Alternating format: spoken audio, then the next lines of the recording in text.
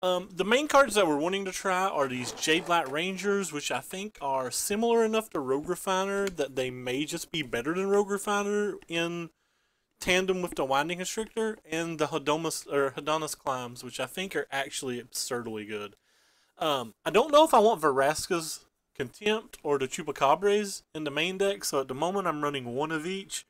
And at the moment I've actually down to 3 Walking Ballistas, but if there's more tribal decks and more red decks in the format, I definitely want the 4th one. I built this with the impression that like we're still just going to be getting paired versus tons of Teamer. This isn't a deck or a card that I particularly find great versus Teamer, or a card that I find great versus Teamer.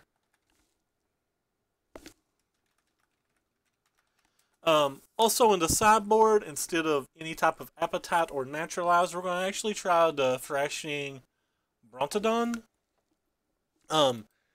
And multiple reasons that I'm trying specifically that card. One, whereas the Naturalize is a little bit more efficient and will be better versus several decks, I actually think the Thrashing, I think it's actually going to be fine versus red deck wins and some of the, just some of the tribal decks in general. Hey Flame Guts, the pre-release on Magic Online started today, so you can just buy singles from bots. So like singles are currently legal right now. But other than the cards I just mentioned, it's fairly typical of the old list. We have these Hydras and these Gearhulks, so we're kind of more like the older black green energy decks being rebuilt. I think the Gearhulk is probably not great if Scarab God's super popular in the format, and I'm not 100% sure I should be running it. It feels a little wrong, but I really wanted to test it because I think it's one of the best finishers with Hedonist Climb. Just the trample from it is ridiculous, I think. But this deck was built in mind that there is a potential ban list on Monday. And if there actually is bans on Monday, I think Attune is the most likely card to go. I think Rogue Refiner would be second most likely, and Efferhub's third most likely. But let's assume they just ban Attune, right? Like this deck can be converted to just black-green very easily. And if they cut Attune, that means there'll be less Scarab Gods because the Teamer lists and stuff like that won't be able to as easily splash for Scarab.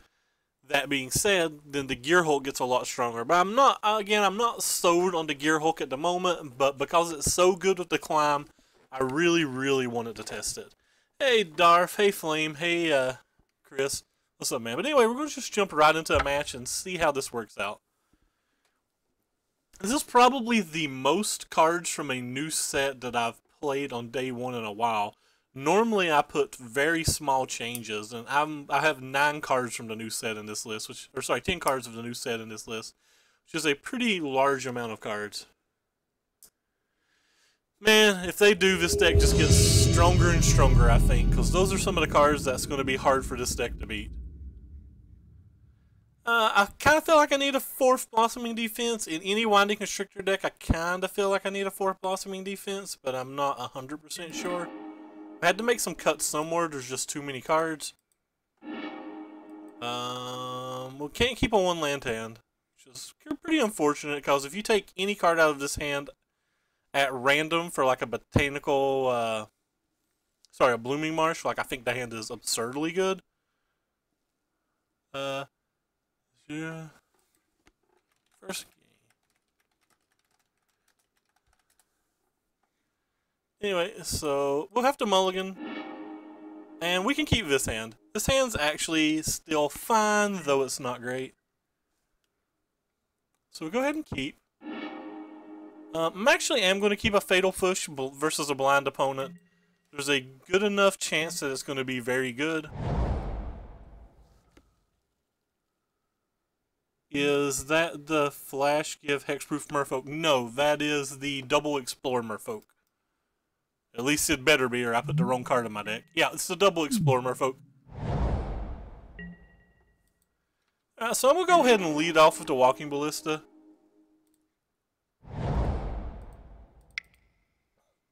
I don't think the Walking Ballistas are particularly great versus forest decks in general.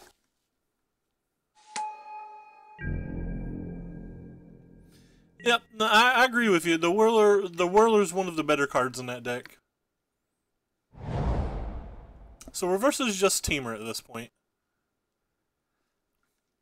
I probably shouldn't have kept the Fatal Push now that I think about it, because our mana's too awkward. Because like if we use this green mana for the Jade Light Ranger, we now don't have the mana for the Fatal Push. And I clearly would like to Fatal Push that card, so that's kind of awkward.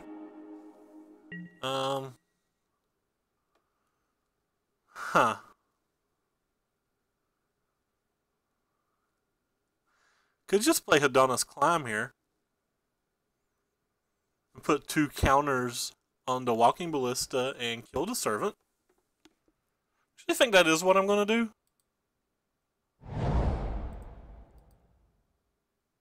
I don't want to just play this turn. I really want to deal with this. But I don't want to just spend 1 mana. Spending 1 mana doesn't feel very efficient at all.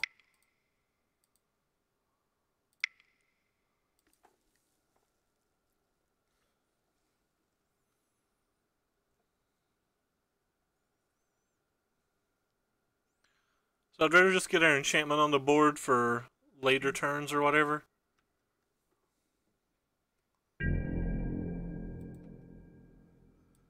If he doesn't block, we get to deal an additional 2 damage this way too.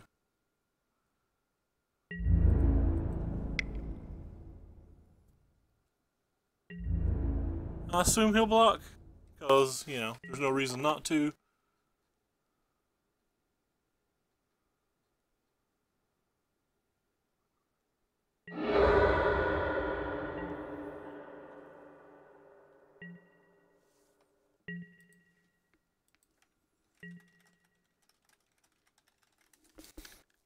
I'm not sure if that was the exact way to play that turn. We had a lot of options there. And the Fatal Push probably doesn't get much better value this game, but like I'm really looking at the Jade Light Ranger thinking that we're probably going to have to cast it, and stopping him from being able to play 4 drops or 5 drops is pretty huge. He just has like a removal spell into Chandra. We're going to have a lot of problems though. Alright, nice. So let's start with this. Don't care to take 1 hit from that thing.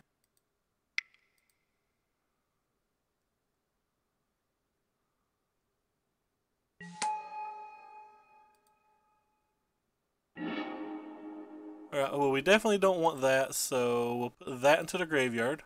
We certainly don't want a second enchantment, so we'll put that in the graveyard.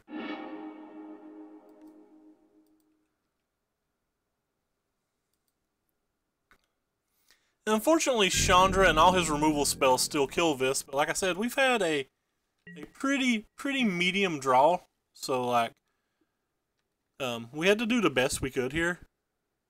This is my list, yes, Loco. I don't know if it's exactly right.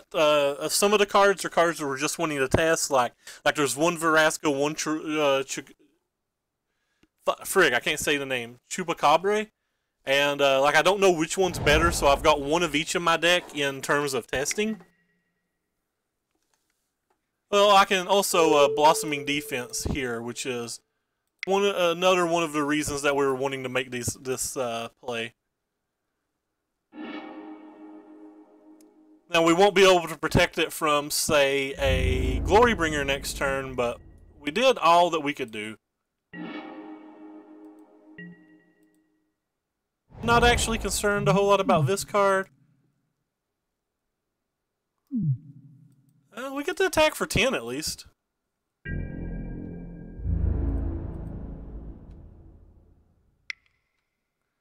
Yeah, Glorybringer just kind of like wraps this game up if he has the land though.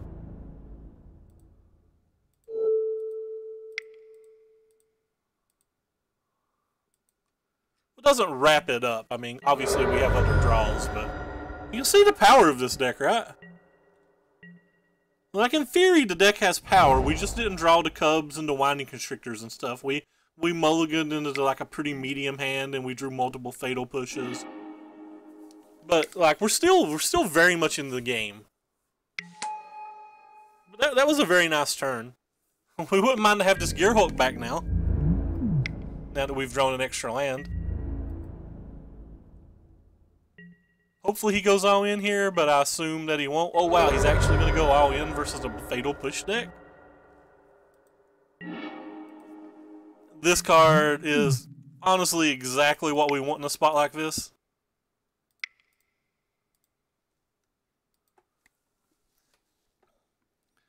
It's a card that can close the game pretty quickly and protects itself from his important things. We still have Fatal Push for the Lone Tusk Cub in case he tries to do anything tricky.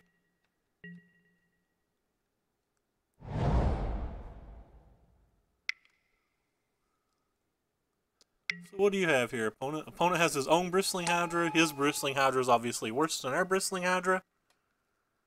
And in fact, good chance that he's just dead now. Well, not just dead, I mean, obviously he's got some play. Mainly because I want him to attack, and I'm trying to bait him into using more energy. Like, I really want him to spend more energy right now. Like, I'm trying to bait him into saving the club.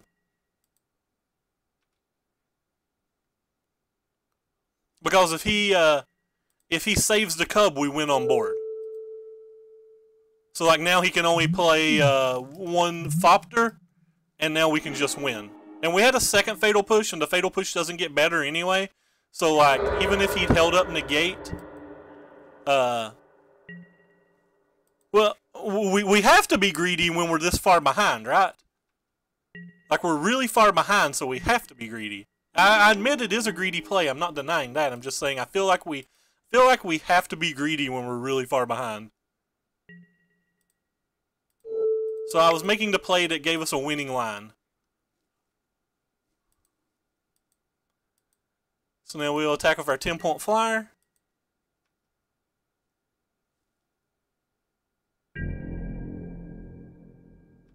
It does not give trample, but he can only make one thing and we still have a fatal push. He gives flying.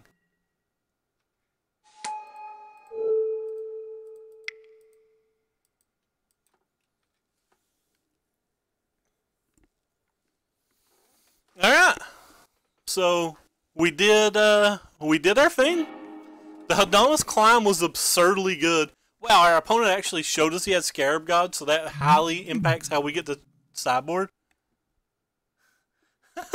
This card right here has the Electric Static Pummeler's ability. It doubles the power and toughness of our creature. So that's what I was saying, Matt. That, like, I was wanting him to spend energy because I thought our most likely chance to win was to be able to go crazy with Bristling Hydra here. That's good that they gave Teamers some more good cards. I love it. Alright, so anyway, moving on to the sideboard. Sideboarding in this match is a little bit difficult because the Scarab God is actually kind of hard to beat. The Chupacabra is great versus like Glory Bringers and stuff. It gives you extra value with the Scarab God. But I don't think Chupacabra is what we want versus his Scarab God, so we're going to bring in a Vraska's Contempt over it. Also, we always want our Scarab God in this match. I don't think that we want any of the negates or anything. I still feel like we're just a fish deck here, and we're still just like trying to get under them. Walking Ballistas aren't great, even though they were great in that particular game. What do we got here? I thought they weren't legal till Monday. Nope, they're legal right now. I wanted to watch that pretty hard, but you got to keep in mind Leonard and Tony Parker and somebody else are all out for the Spurs, and like Alonzo Ball is just like a really good player. I don't care what anybody says. Alonzo Ball is a very good player. Also on the draw, I think I'm willing to cut one Fatal Push, maybe. On the play, I'd probably cut the Fatal Push. On the draw, I think I'll keep it. I think we're pretty much going to just leave it like this. I kind of want negates, but don't know if negates are good enough. I'm just going to bring the other contempt in.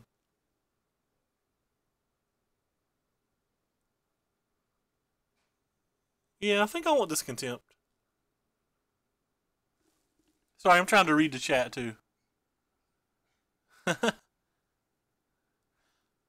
I'll definitely check it out. I'll check out any list. I'm thinking about cutting Hadama's Climb. I think like it's less good on the draw probably. I think the Gearhulk's actually less good on the draw as well.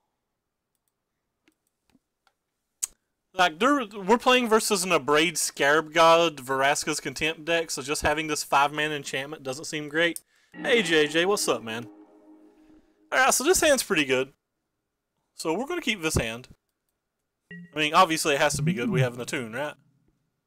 Do have an awkward decision on which land to attune for. JK, decision's easy. So we just go ahead and attune for a swamp now. Yes, this deck was specifically built in mind that I think if Attune gets banned, we are still very playable. I think we probably cut a lot of the blue cards and we're just a black-green energy deck at that point, but I believe we are still playable. Drew another land. Not great. Guess we'll get another black mana. Yeah, we'll grab the green mana. I'm actually going to lead with a just Botanical Sanctum here, and I'm not casting my Long Tusk Cub on this turn because I want to. It's the only creature in our hand, and I want to be able to protect it with our Fatal Push. Wait, what did locals say? Oh, Cream's Uncycling. Fair enough. Wow, opponent didn't keep a green land. That is absolutely huge for us. And sideboard cards, but the enchantment is the main reason we're splashing. Like, as long as we have a tune and the splash is practically free, I think it's worth it to play for the negates out of the sideboard. We have a Nissa in our sideboard and a Scarab in our sideboard as well. But mainly, well, we'll certainly just pay 4 energy and save this guy then. And then save our Blossoming Defense for whatever other card that he uses to try to kill it.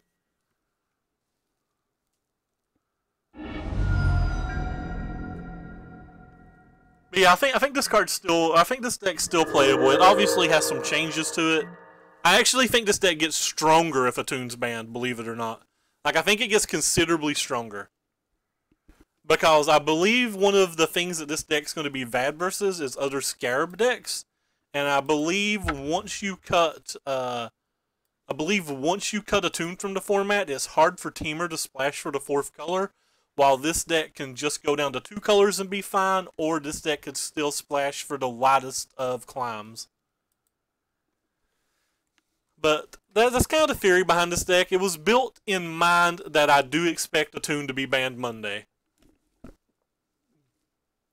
This is just version 1 of it as well. Like, there's still a lot of things for us to decide right now. Like, I don't know what's better between the Chupacabra and the Vraska. I don't know if we need the 4th Blossoming Defense. How the meta shapes is going to determine whether we need 2, 3, or 4 Walking Ballistas. I think the Gearhulk's a little less good right now because of the Braids and the Scarab Gods, but I think the Gearhulk gets a lot better when Scarab Gods get less play. Like, there's a lot of things to test with this deck. We're trying the Thrashing up here over Naturalize because I think the Thrashing also comes in versus Mono Red, because like cards like Adonis Climb are going to be bad versus Mono Red, and just having a 3/4 blocker is fine versus Mono Red. There's that corner case where like we'll kill a, you know, Vance's Blasting Station, or like a you know, like a Beaumont Courier, but I think it just being a 3/4 is good enough to bring it in versus Mono Red, so that's why we're testing it out of the sideboard. This Deathgorge Scavenger's probably not going to be good enough. It's probably going to end up being another Duress or another Lifecrafter's Bestiary. It's more in the sideboard to beat Gearhulk decks right now, but I don't think it's going to be good enough, especially as a 1-of. It's just random faults I have. Like, there's so many cards in these 3 colors that gives us so much to try for. Pummeler is going to love that. Yeah, we're definitely gonna test some Pummeler decks as well. Like there's this card is not my favorite card by any means, but is a card that I plan on putting through the ringer and testing as often as I can, and in as many different lists as I can. Like Search for Azcanta is my favorite card in Magic. This might be my second favorite card in the format. Like, I don't even know if it's good. I just like it. That's what I'm saying. Like, I don't know if it's a great card. I just think it's real fun. I think the black green enchantment is actually really good. I think it's going to be a slower, maybe like 4-color energy deck or like 4-color Gonti deck that wants to play it. I think it'll get significantly less good if a Toon's banned, but it's another card that I'm really looking forward to trying.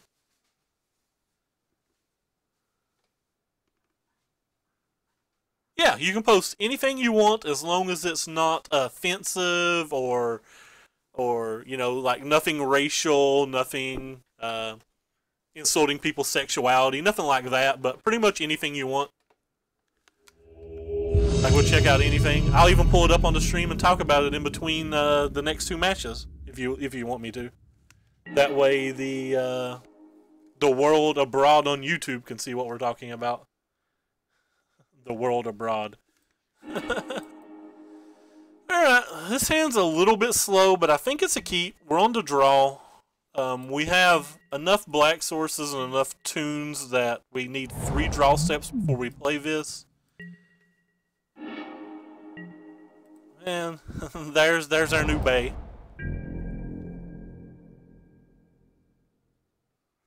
Yep, I can see that too. I think that Liliana's actually good and deserves more play. Alright, so we're probably playing versus a Sultai list. Probably playing versus Sultai approach, and I feel like we're going to be pretty strong versus them post board, but obviously our main board draw was very bad here. It is certain. Well, I hope you're right, Magic 8 Ball. What modern deck do you think is the best in the meta right now? I actually think that's debatable. I think when you're playing online, I think the blue-white base control decks, and I don't know whether the blue-white or the Jeskai's better because I've not did enough personal testing, but I believe those are the best decks. When you play in paper, I believe it's Storm.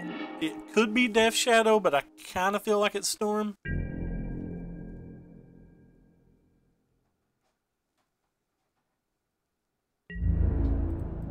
Alright, well, we're missing our land drop here, which really sucks. We've only drawn it once so far, and it become a 4-3 immediately, and it was great. Loved it.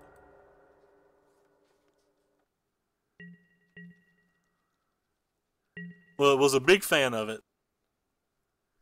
Become a 4-3, got 2 cards off the top of our library that we didn't want, and we actually had a Hadama's Reach in place, so it went ahead and become a 3 or a 4-5, or sorry, 5-4.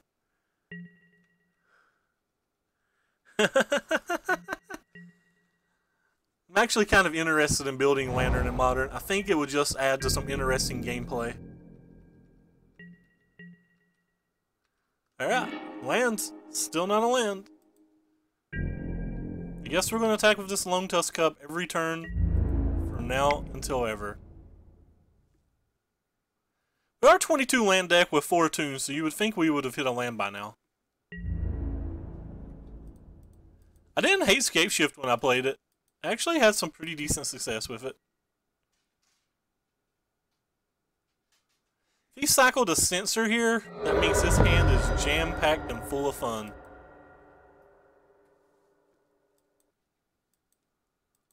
I don't like it when my opponent's hands are jam-packed and full of fun.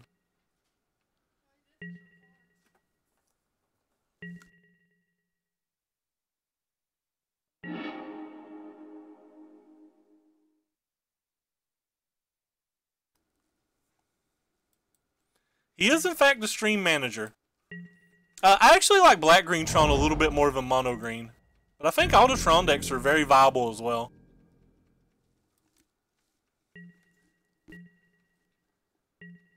Alright, cool. Well, we're going to draw a land sometime, I promise.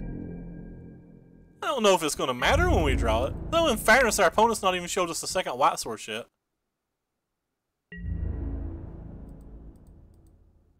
This does end the game relatively quickly. It's actually a 2-turn clock from here. I think I'm just going to go ahead and discard this Adonis Climb because I think there's about no chance that I'm actually going to cast it. Then again, I don't really want to show it to him either.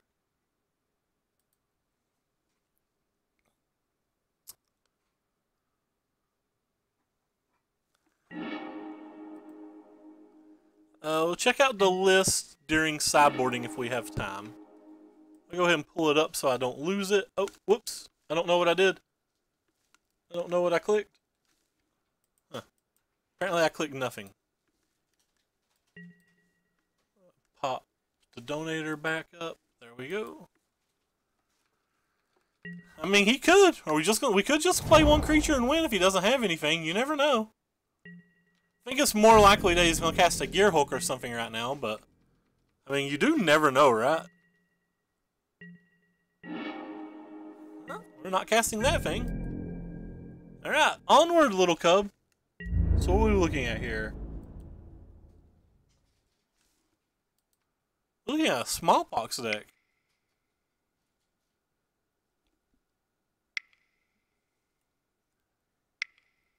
Is this the Gearhulk as expected? Wah, wah, wah, wah, wah, wah, wah, wah. Yeah, it's going to be hard to win. I mean, he's to the point now where he can just play an approach for 7 mana.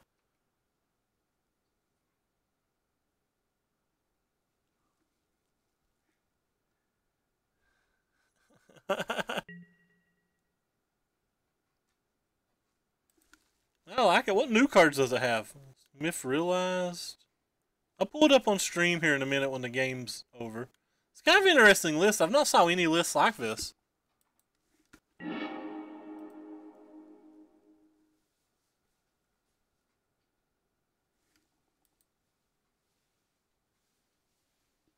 Don't kill my cub, bro.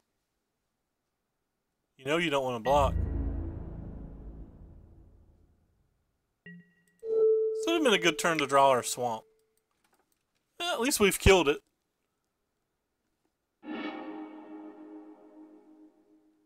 I don't know why, but I feel like drawing first is so awkward. It's obviously correct in that deck, but it is super awkward. At some point, he's going to use a removal spell on this, and I'm going to be sad. And that some point is now. Alright, you can do it, deck. One time swamp. One time Blooming Marsh or swamp. Or let's just not play another creature again.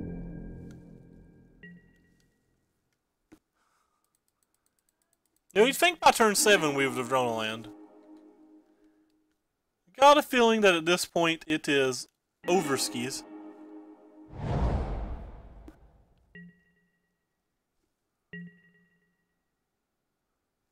That enchantment's actually really sweet too. Alright, well, we can't play that either. This is insane. Well, not insane. This is this is bad. No, don't play more spells. Can we concede yet? He's getting ready to flip this even.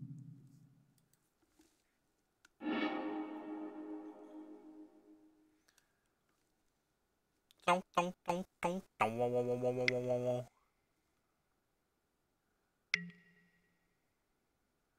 not tilted.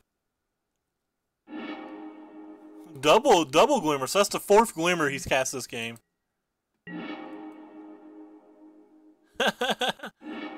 Yeah, I mean, who needs a tune? You don't draw them anyway. Maybe both of his approaches are on the bottom of his deck.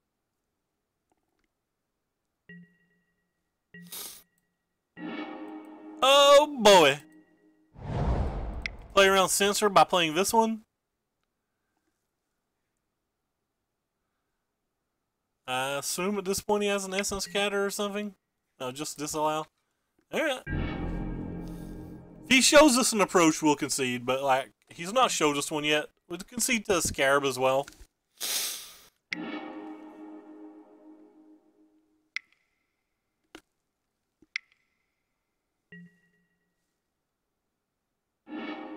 No, that's not an approach. We're still playing till you show us an approach, friend.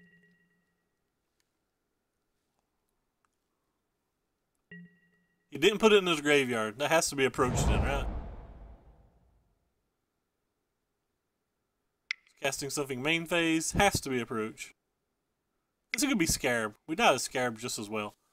Alright, it's approach. We can concede now. Oops.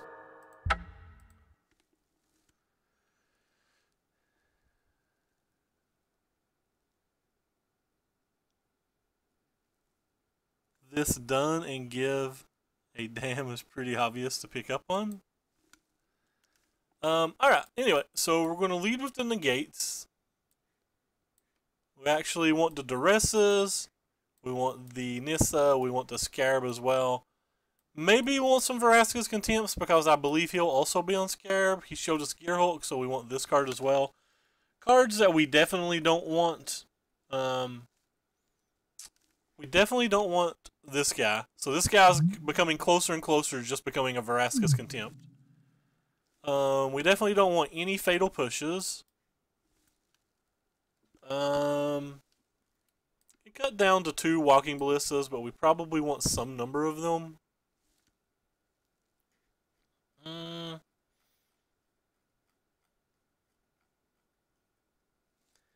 kind of want this.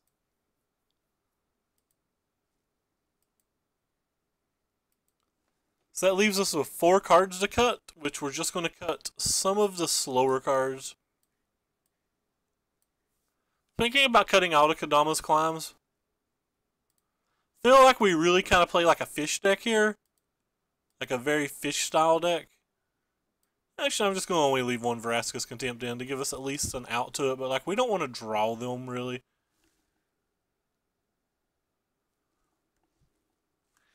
I don't think we actually want to draw the Vraska's Contempt.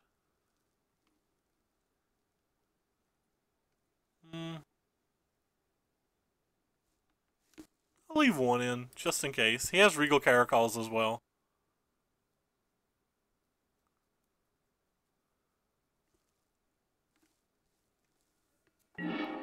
Yeah, so we'll play first. And what do we got? Alright, this hand's pretty decent. It's a little awkward in the fact that we only have 1 early creature and we have a 3-drop we want to play. So we may have to just play in the Fatal Push, which I typically try to avoid doing. I guess it'll depend on what we draw. It might change my mind on how I play. Yeah, we'll probably have to cut the blue cards if a tune gets banned.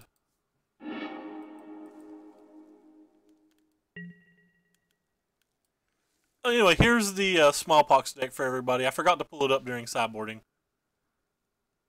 Really don't know what to say about it, as I don't know much about Smallpox. But it's kind of interesting. Like, the Crack the Earths and stuff are kind of cool. I remember when that card was standard legal, I got a lot of play out of it.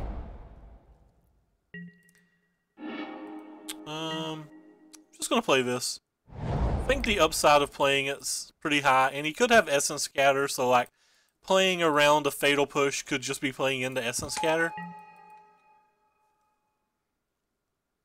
So we're really hoping to see no untapped Blackland here, which there's a good chance that even if he does have Fatal Push, there's not an untapped Blackland in his deck, or in his hand. It's probably not real likely, because he probably wouldn't have kept that hand with one and not the other. Yeah, so he didn't have a Fatal Push that turn. We're certainly going to draw our card this turn. We're probably going to cast this Kodama's Climb unless we find something better. That's not better. That is better.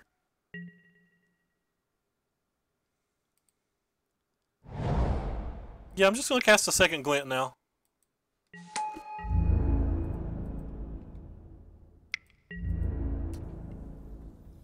So these things can end the game pretty quickly. Probably duress next turn.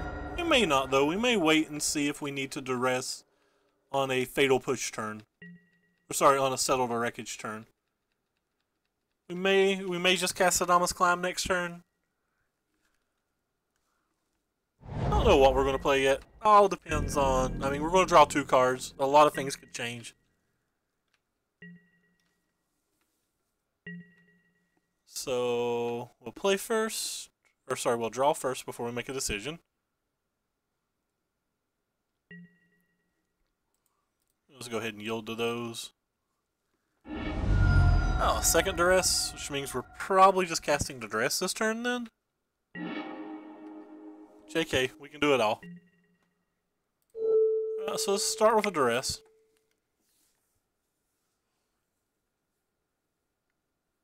Yeah, they did. The Chupacabra is going to be really good in GPG decks, for example. Chupacabra is a good card. I just don't know if it's exactly what this deck wants. Could have played Deferhuff pre-combat, I guess. I wasn't thinking about that. There's probably not a sweeper we have to worry about here, so just go ahead and play this. Put a counter on and attack for a bundle. And then next turn we have a duress. 2 more cards. And so forth and so on.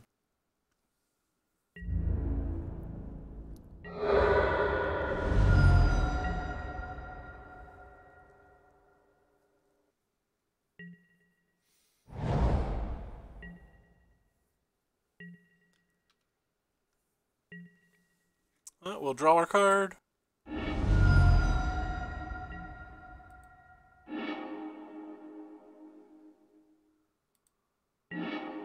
Oh, wow.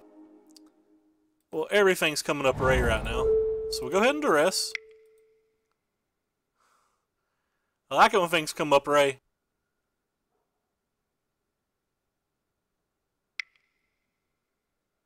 So what's he doing with this one? Vraska's contempting that one. Guess we'll protect it with a Blossoming Defense then.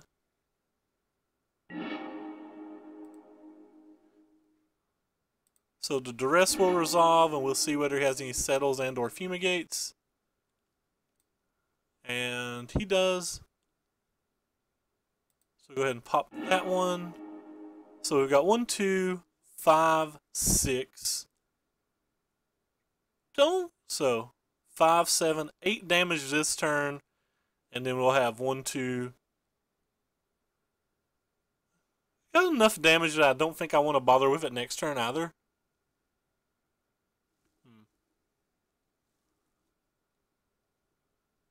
Believe I'm just going to go ahead and trying to decide whether I'm casting which one of these I'm casting post combat. If you guys are wondering what I'm thinking about here. I think I'm going to just cast a duress, that way he can't like glimmer into a fatal push. Because I want the other Glint Siphoner, in case he like top decks a Fumigate here, which is his best chance of getting out of this.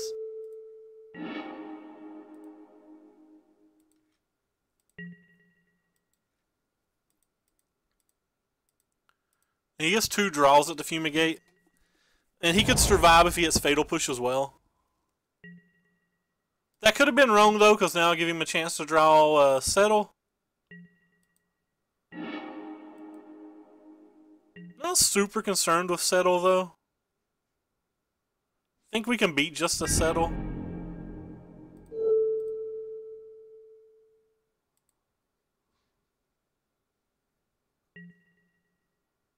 But that could have been wrong. Could have played around him drawing a Fatal Push. Or sorry, could have played around him drawing Settle. I want to give him less chances to draw Fatal Push. Because him just drawing 1 card and it being Settle is pretty unlikely. Him getting the Glimmer and the Fatal Push is actually pretty likely. So we'll grab these 2. That's fine. We have no creatures in our graveyard yet, so just going to go ahead and play this one. We know the card in his hand is this island, so we don't have to worry about getting counterspelled or anything here.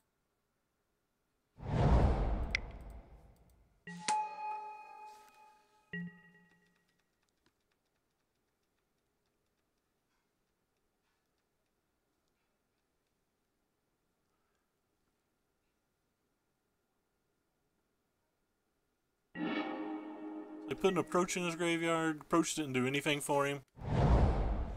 There's the island.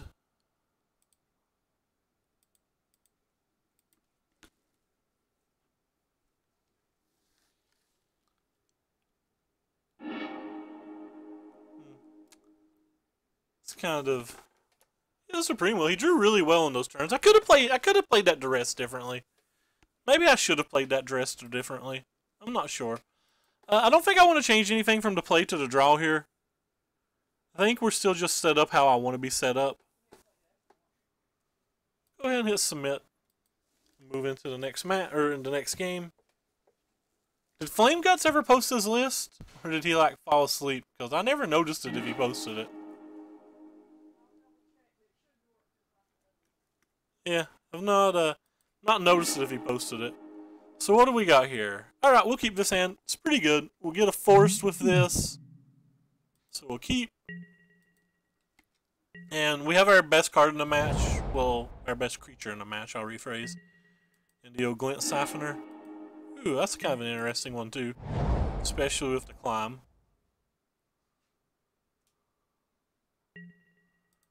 So go ahead and green mana, attune, and then we'll grab a green mana and pass. Got a really aggressive hand. If we get to get any extra cards out of these Glint Siphoners, we're going to be high on life, so to speak.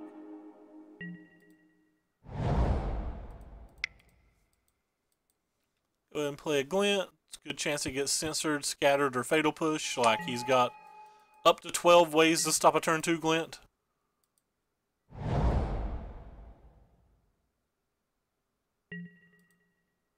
And what are we doing? Are we drawing a card? Of course. A horse is a horse, of course. We'll draw a land today. If he uses like a fatal push during my turn, I would not protect it with negate.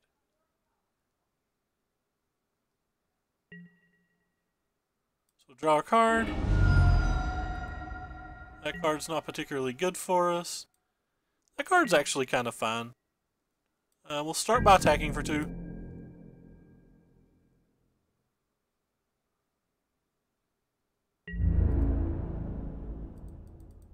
Get our energy.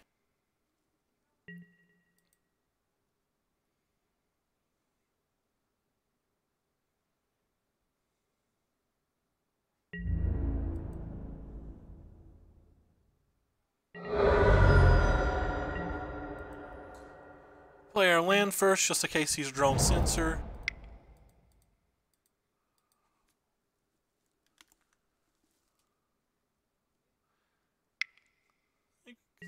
So it's the disallow that we've already saw. I think I'm actually going to get a blue mana of this one.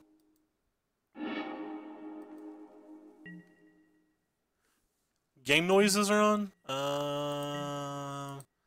This should turn them off, I think. I think that turns them off. Not 100% sure.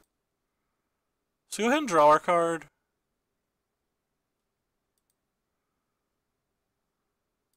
Blossoming Defense is actually a really good draw. We'll lead with this. We're going to attack with the 2 here. If he settles, probably just let him settle. Maybe not, though.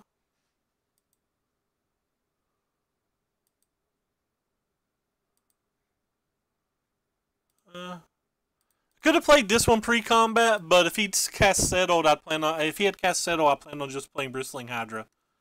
Which is why I didn't do this pre-combat to net one more piece of energy.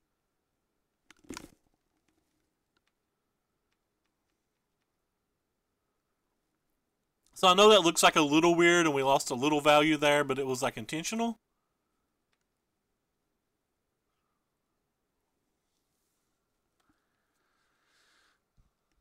So next turn we get to try to resolve this Hadana's Reach. Or sorry, Hadana's Climb. I don't know why I keep calling it Reach. Which is kind of cool, especially with the Sneaky Snaky in play. What's he doing now? He's tapping mana for something. Ixalan's Binding. Sure. Blossoming Defense is great.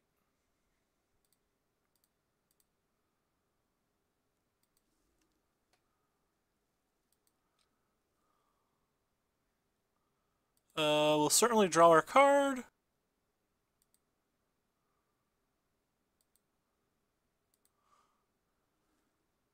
So we'll go ahead and play the Hadana. Play our land. Attack with the boys. I'm going to put the counters on the Winding Constrictor. Because next turn if I put them on it, it attacks through a Gearhulk. And if he uses a removal spell, I'd rather him kill the Winding Constrictor than the Glint. So we still have a negate in case he does have a Settle or a Fumigate.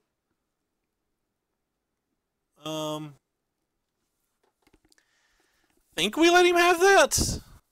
I don't know. Let's see, 4, 5, 6, 7, 8. Like, it's technically lethal next turn. Alright, you can have that.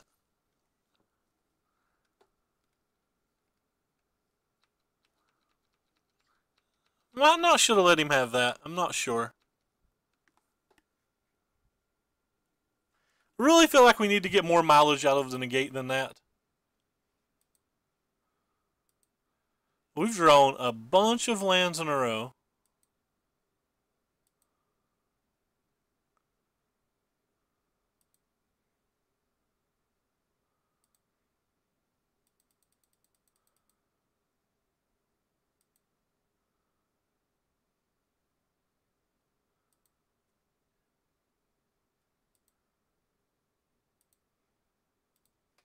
It's kind of odd now. I feel like I can actually let him play. I feel like I can let him play an approach now. I feel like the Bristling Hydra can just win the game. Or multiple Bristling Hydras can just win the game. Though the Glint's a 2-turn clock by itself, so maybe it's not worth it. Yeah, I guess it's just not worth it.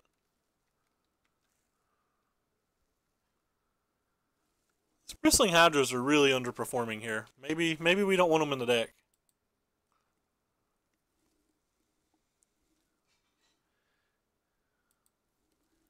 He's at a point to where, like, if he gets approached, we have to let it resolve too, which I don't like. I think we can outrace 14 though. So I think he has to have like approach plus things.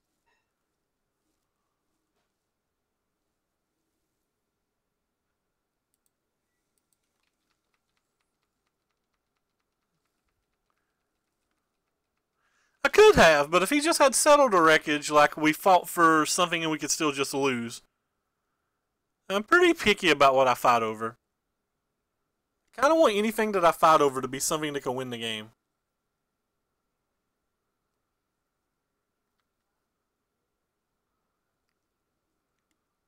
He's going to Fatal Push this.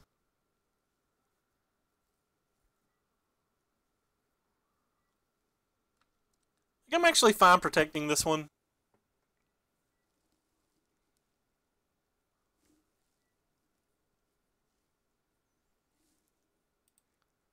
If I'm going to protect this, I probably should have protected the last one, though.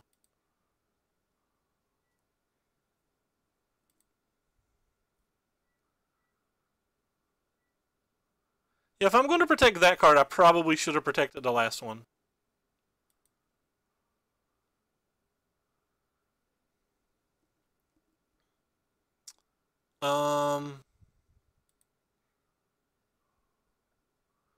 That's kind of an interesting card.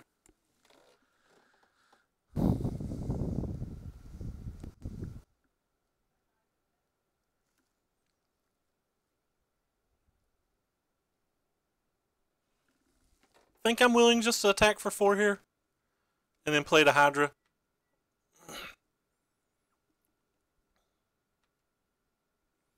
It's the one that gets me blown out the most.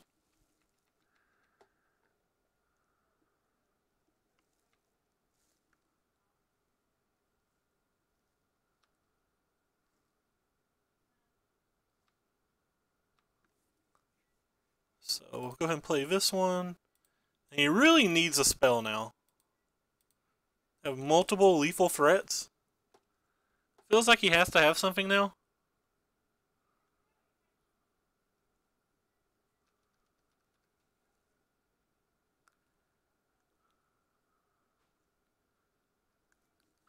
And we can beat just a Fumigate. Sorry, we can beat just an approach. The Glint Siphoner deals 10 damage on its own. So we can beat just approach.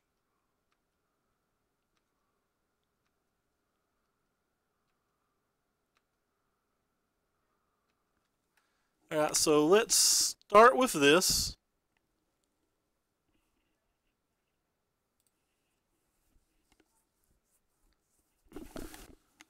So this is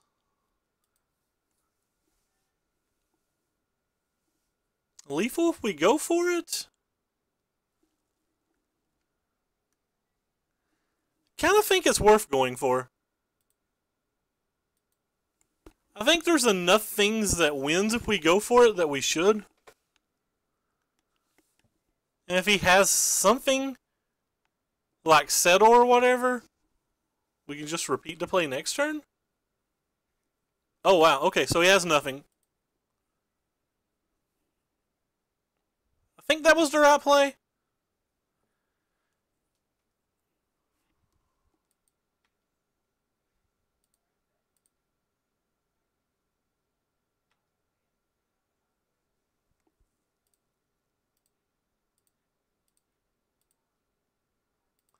Kind of like going for the win in any spot that I can.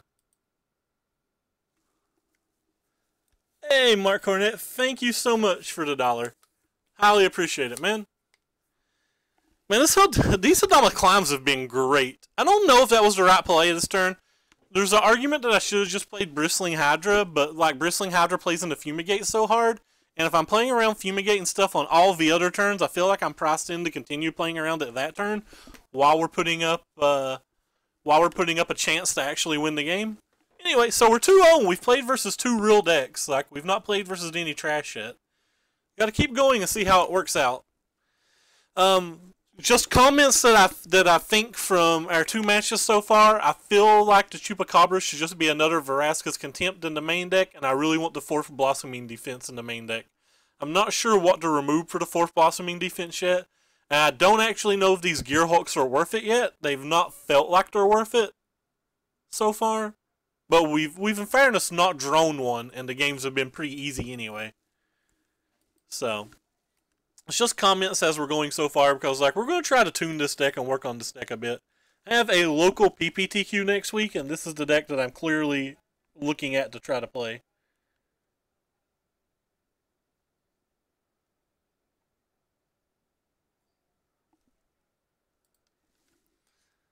About the only super interesting thing about this deck is how we don't have Rogue Refiners, though. I actually think Jade Light Ranger may be better than Rogue Refiner in this style deck. Because we're not actually getting max value out of the energy, whereas the Teamer decks are.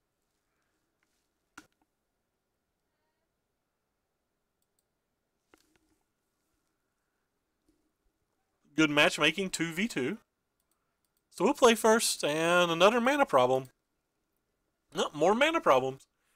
We don't have any less lands than any of the other builds of this deck that we've played. So, like, these mana issues are just unfortunate, but they're, like, not a product of the deck. Alright, we'll keep this. Opponent said, GG, have fun. That's not how that works, opponent. It's good luck and have fun. I guess we'll just play the forest.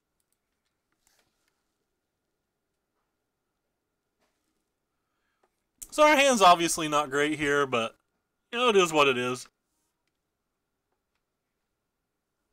Don't care about this one energy. We're just going to go ahead and spend it on a Winding Constrictor.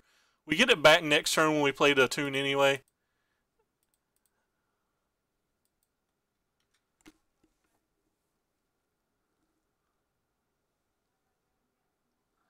So, I mean, we mulliganed to 5, and our opponent played a Plains immediately, so that means he's the most common Plains decks are decks that have Settles and Fumigates in them. So, could be in a lot of trouble considering we started 2 cards down with a Fatal Push in our hand. So that's effectively 3 cards down versus this style of deck.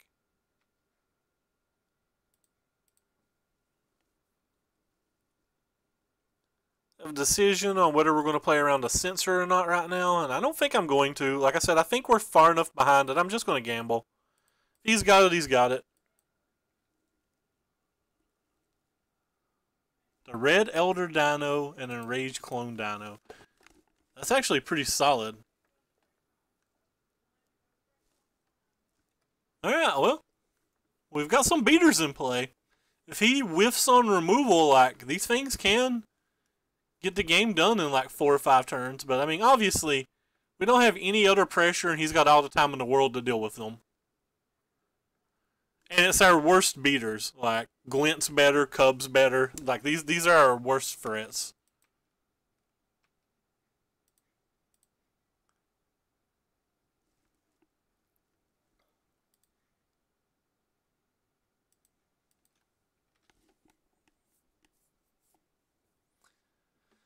The fact that we're still functional on 5 cards is pretty nice. Like, if we'd got paired versus Mono Red or something, we might have had a chance here.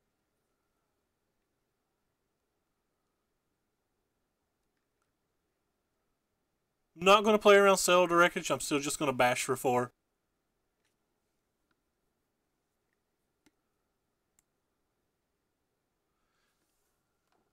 Try to clear it away for the old Bristling Hydra.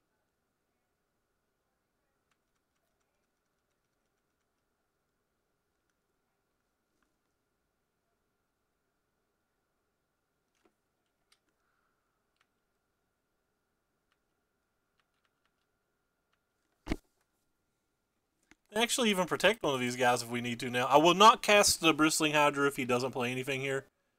If it's just 4 damage, it's just 4 damage. I can't win if we just play Bristling Hydra and he has Fumigate. No, he's got double blue. He's got 2 Glacial Fortresses. They're just different art. Unless you're lagging really bad. Could have been lagging.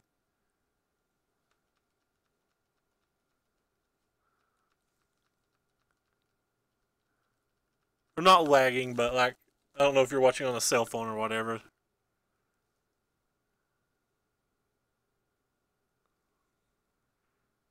Alright, Fumigate. Now we play the big boy. And hope he doesn't have a second. We somehow managed a game state where we have 9 energy with this build of the deck, which is kind of cool. And Bristling Hydra can still win the game in 2 turns, assuming he has nothing. I mean, I think that's a pretty big assumption, and I assume he'll have something, but...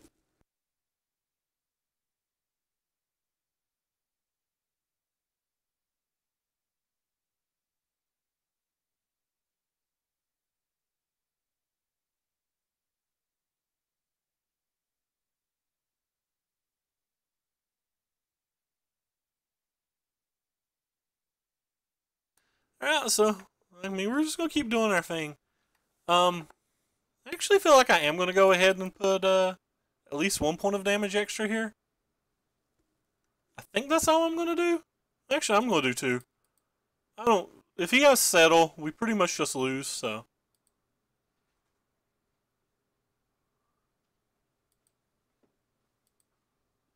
As Settle, we pretty much just lose.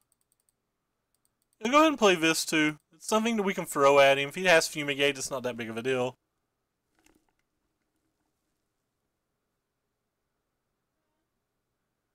If he doesn't... Oh wow, he counterspelled us, so that means he doesn't have Fumigate. He is untapping into his turn 7 though, so this is the approach turn.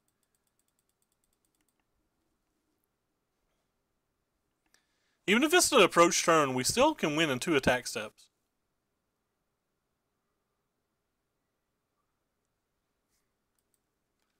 Just have to hope that he doesn't have 2. Have no red or green bulk. That's unfortunate.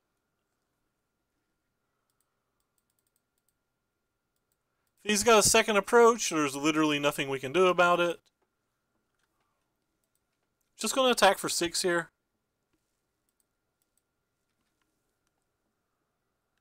Yeah, that sucks a lot. I mean, there's 1,000. He's got 5 cards in his hand, so the odds of us being able to win this game are really, really low. But we're going to do everything we can.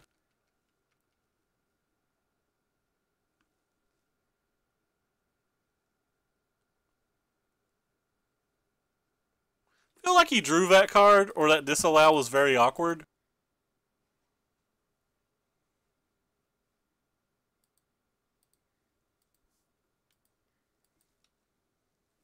Wonder if we can cut one of the fatal pushes from our main deck.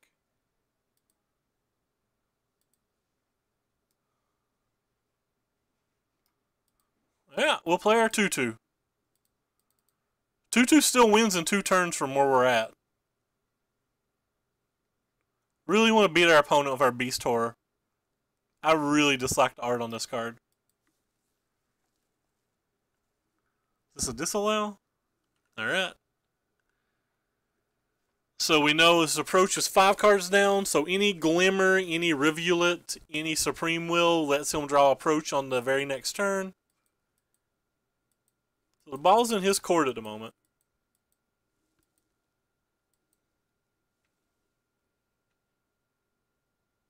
Alright, well, it's not bad if it survives the world.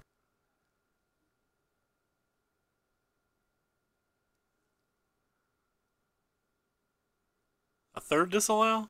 Rip.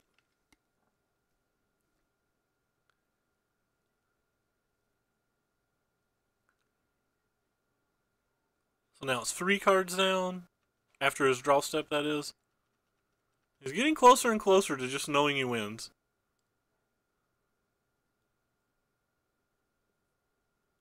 He's not playing a land either, so that means he has more gas.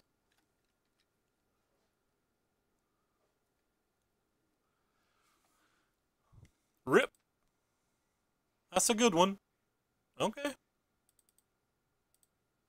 Really need this to resolve. I think we get one more attack step if this resolves. But if he counters this, the game's just over. If he kills this, the game's just over. And I could have did bad math. We might not get that extra turn at all. Put that on the bottom. Put that on the bottom. So we got a 4-5, but I mean, the odds of him not having anything are really bad. Anything that cycles also guaranteed wins. I'm pretty sure that if he puts a card in his graveyard and draws a card, that the next card's the approach. I could have been counting better. It's not impacted any of our decisions whatsoever. But he kept the card.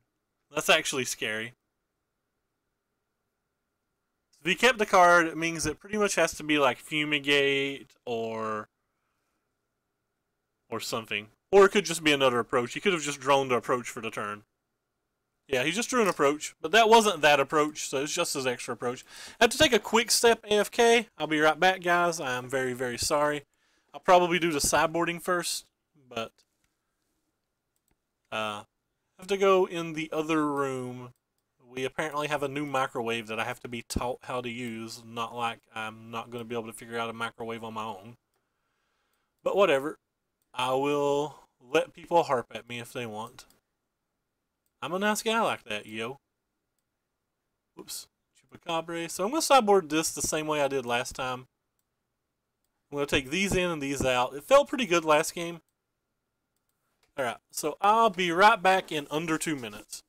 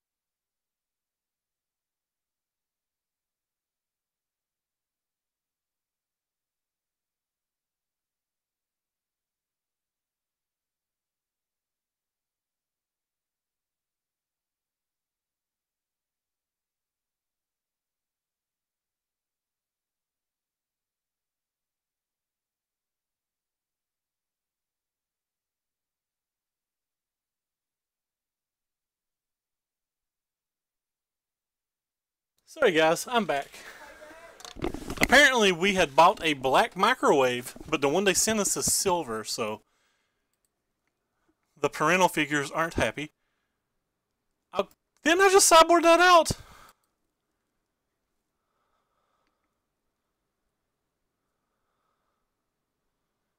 Thought I sideboarded this card out. Oh, I screwed up. I was supposed to keep one walking ballista, and get rid of the gear hulks. Rip. That's bad. How did I make that mistake? That was just a click and drag stupidness. Whatever. This is where we're at now. My error entirely. Yeah, I don't want the 5 drops really versus decks like this. I think they're a little too slow. 100% my fault.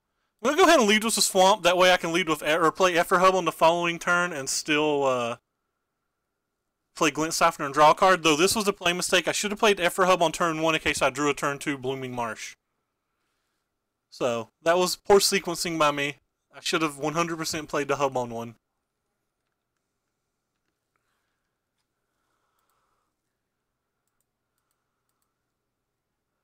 %, should have played the hub on 1. Ended up not mattering. It turned out to be the exact same, but it was still a mistake.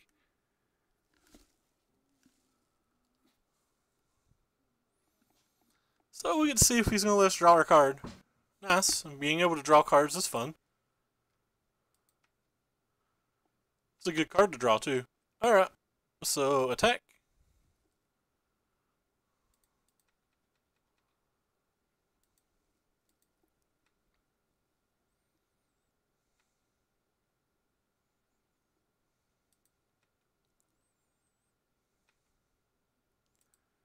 Go ahead and play this. Play this first because it plays around Censor, and then we'll play the Attune second. And if he censors the Attune, we don't care.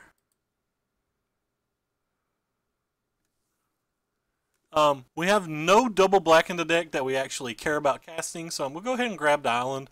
We do have the Vraska's Contempt, but we don't really care if we get to cast that one.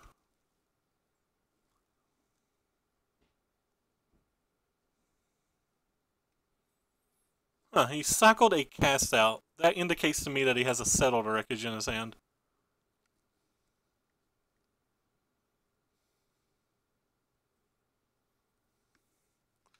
So I think we're going to draw our card here. Pretty sure we're just always drawing these cards.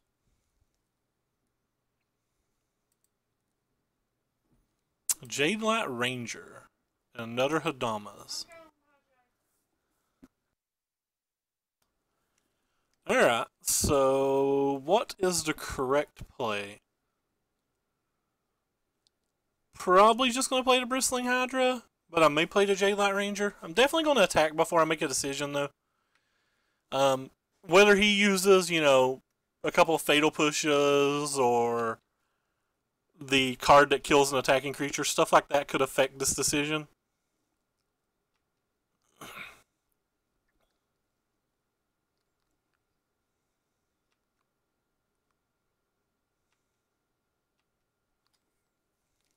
I think I'm actually going to play the Jadelight Ranger then.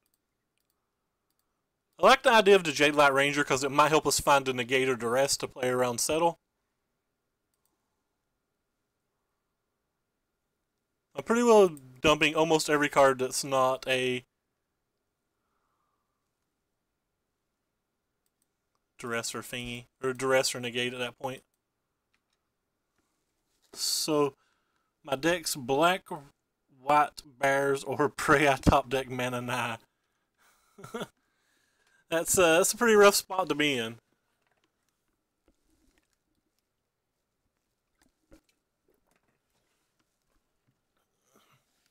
There's a great chance that he's going to settle this next turn. I don't think I'm going to attack with everything then. Though I probably still should attack with everything because of Fumigate. And if I only attack with 1 or 2 things, he could just have another Cast Out or another... like Fatal Push or Vraska's Contempt or something and really mess with that attack.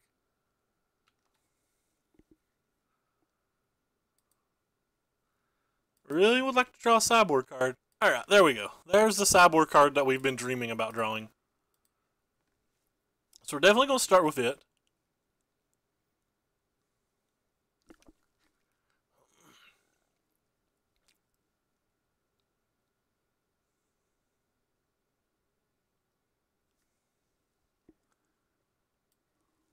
Wow, he didn't get rid of the disallow. Or he didn't use the cast out. So this is between... We're just going to take the cast out then and attack with the world. Actually going to go ahead and play this as well.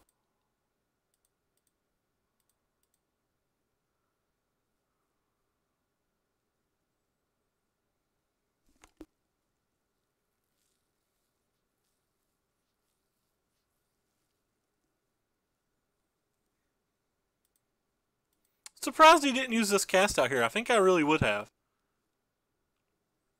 I guess he's banking on glimmering into a removal spell?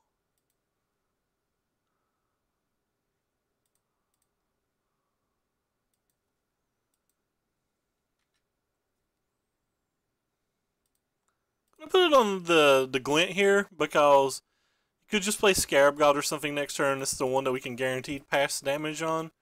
And if we really want, we can flip the Long Tusk Cub basically at will anyway. That would flip the Hadana's Climb as well.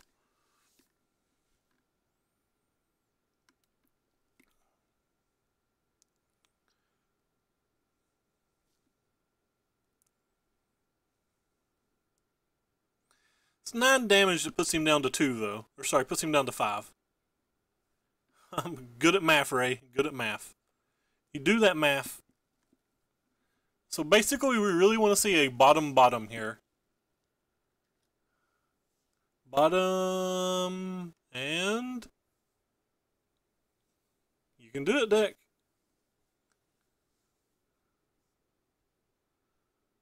Bottom.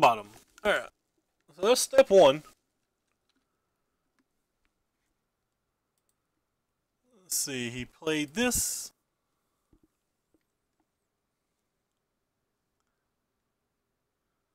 Alright, so now we know he can't cast the 1, but he could still settle. So what do we do now? Oh, they just scooped. They're not even going to make me see if I'm going to play around settle or not. Which I would have probably considered playing around it. It depends a lot on what we drew for our 2 cards. Nope, I would have just attacked with everything. I would not have played around settle because we have enough mana where we can play 2 additional threats the following turn. I would have played the threats pre-combat though, that way I could have just put a Hadama's counter on one of these. Yeah, so anyway, you 2 get out of my deck, you 2 come into my deck. I like the Walking Ballistas because there are ways to push damage without attacking if we have to. They play well with the Winding Constrictor and the Hadama's Climbs. So that was a play mistake to have the Gearhulks even in the deck. And as you saw, again, we just never cast a Gearhulk and we didn't really even want to cast a Hydra. Like, those aren't the cards that we really want here.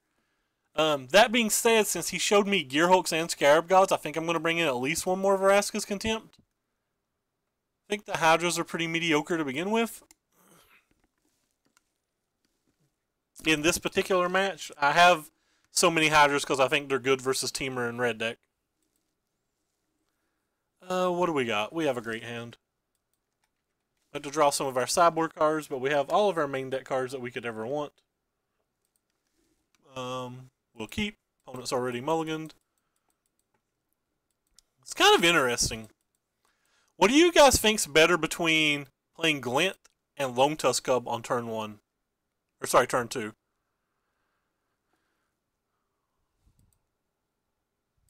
They both kind of end the game, but in different fashions. They're both something that I don't really want counterspelled. They're both something that I don't really want fatal pushed.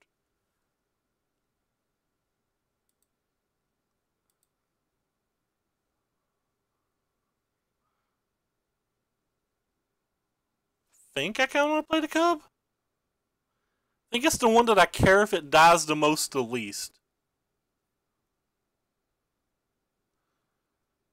So, like, this is the one I think I want to protect the least. So I think it's the one that I want to play first.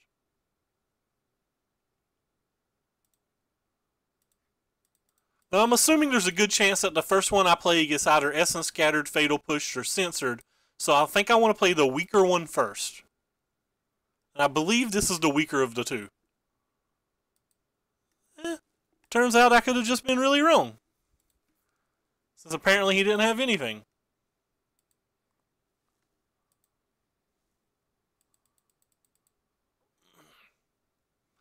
I think it's a real high likelihood that like that doesn't ever do its thing. It looks like he's pressed F6 even. Feels like he's pressed F6. Yes, he had in fact pressed F6. But we have a negate now. We wouldn't have got to draw a card this turn anyway. JK, we would have because of the tomb, but I want to pretend like we wouldn't so I can feel better about myself. Jade Light Ranger. No way to actually look at his hand. I'll play my land first and then I'll attack.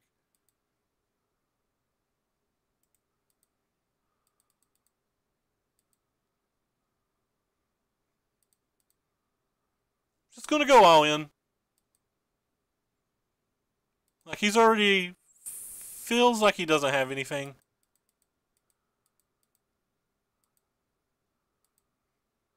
Actually, just gonna go ahead and play this for 1 as well. He gets to deal an additional point of damage on the following turn.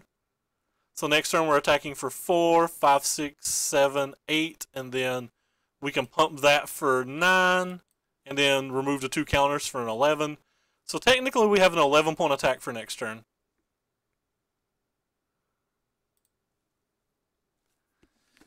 So we can beat Fumigate, we can beat Settle, we can't beat Settle and a Duress, we can't beat Settle and a Spell Pierce. We could beat Scarab God with that. Because this guy just gets bigger than Scarab God. So he really needs to play like a Fumigate now, but we have this, and we're playing it face up when we don't make this for 4 mana. Like, this was just played face up.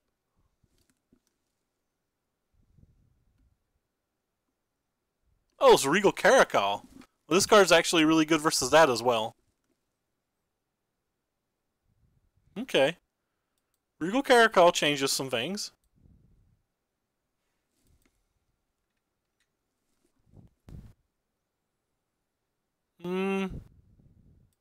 Think we're still going to draw a card because we have like Vraska's Contempts and stuff.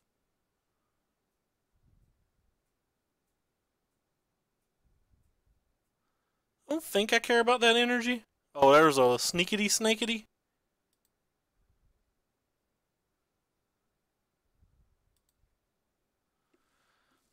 Alright, so that plays into Fumigate if we make that play though.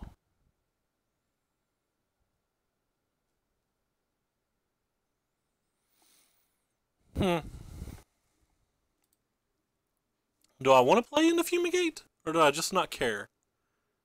So opponent's at 11, right? Oh, so we're still just lethal? Is that right? No, we're not just lethal still.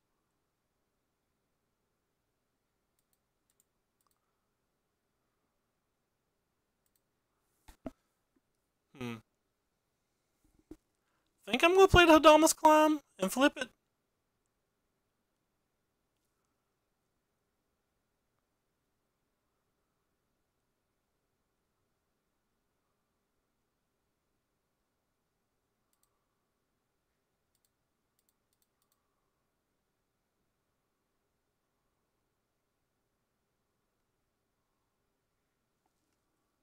Thought about playing the Winding Constrictor, but I don't think the Winding Constrictor is as good as just doing this.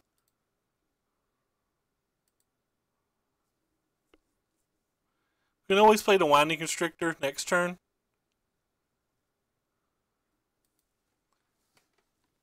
I don't think I want to attack with a 5/5 either. It doesn't trade profitably in combat right now.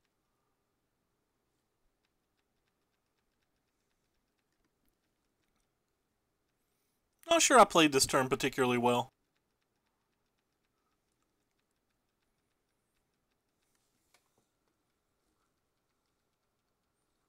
Lone Tusk Cub is theoretically lethal next turn, though.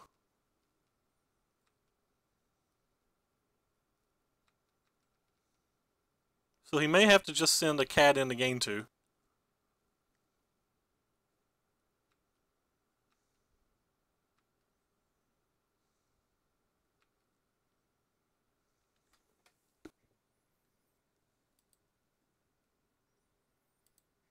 Alright, well that helps a lot. That gives us all the options now. So we get perfect information. Perfect information goes a long way. I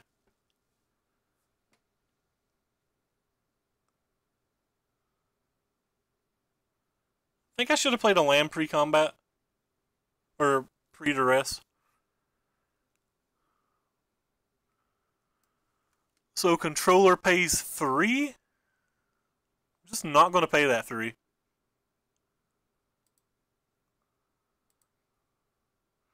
Don't know what that means opponent could have, but I'm just not going to pay that 3.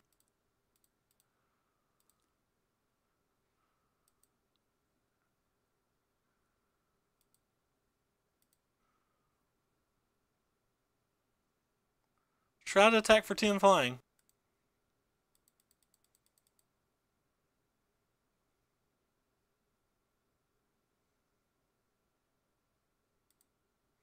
Looks like he's letting it deal combat. And then we have a walking ballista. You could have like disallow or something to try to protect that, but we have to negate. So the sideboard games have been pretty comical, so as long as we draw duresses and stuff. Yeah, that's the second Esper approach deck we've beat. We've won all the sideboard games so far. Yeah, the duress was definitely clutch. I wonder if we should have a 4th in the main deck. I feel like we could easily have a 4th in the... Sorry, not the main deck. I think we could easily have a 4th in the sideboard. Like I was saying in the pregame, that this Death Gorge Scavenger spot was between a 4th Duress, a Scavenger, and a Lifecrafter's Bestiary.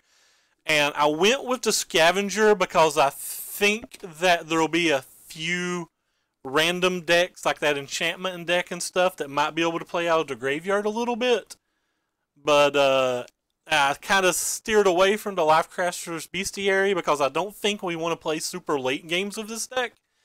But it could just be potentially a duress. Also, the Scavenger plays well versus Scarab Gods, which I'm not going to bring it in versus many Scarab Gods unless they're like blue-based control decks. And it plays well versus Mono Red, which is why I gave it the nod in version 1. This is clearly not the final 75. Like, we're still tuning, we're still working. Feel like we've actually learned a lot of things so far. The Sodamas Climb has been as good in practice as it was in my head when it was spoiled. Like, this card is the truth. If they don't ban a tune, this card's gonna mess this format up, I believe.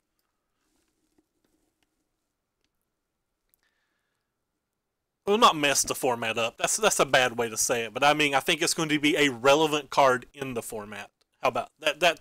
That's what I meant to say. I have very bad English, and I say a lot of very dumb things that I don't necessarily mean, but it's not because I'm trying to trick somebody or confuse somebody. It's because I use improper words.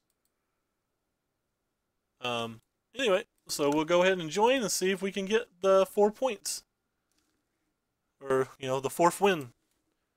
The Magic 8 Ball said we're going to get 5. Hopefully we'll prove it. We'll prove that it's true.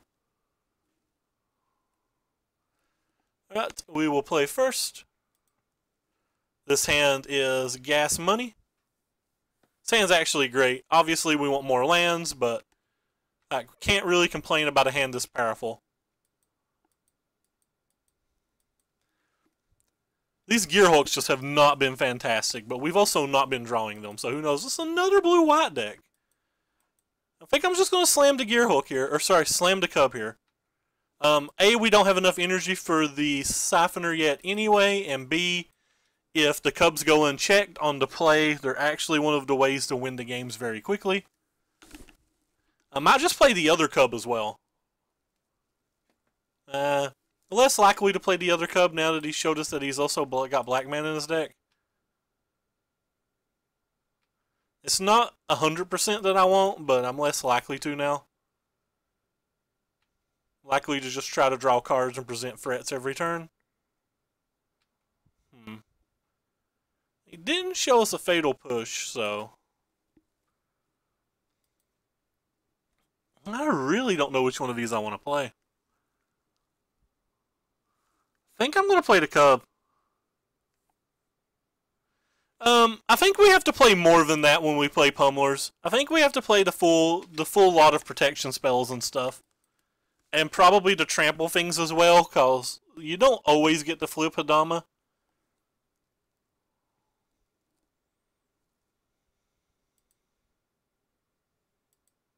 Yeah, well, that was actually kind of a good draw.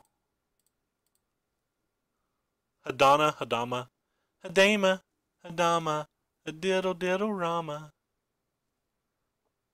Go ahead and take the island in case at some point we draw in a manner that lets us do crazy things with like the Hadana.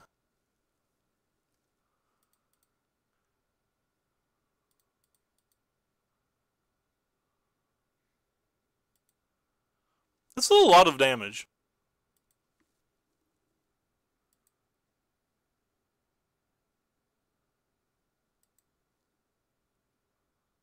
Yeah, we're not really banking much energy either. We'd have to rebuild the deck entirely if we wanted to bank energy. And that could be a way that these decks go. Like, Pummeler could definitely be a deck. I just don't think it's this deck. It's kind of odd that he counterspells this one. Does that just mean that he doesn't have the Wrath of God yet? These things attack for 8 this turn. I'm pretty sure I'm just going to go all in with them. Could go for lethal.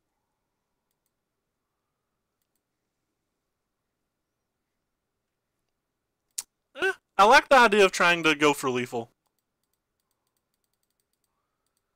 I don't think it's that bad if it ends up not working.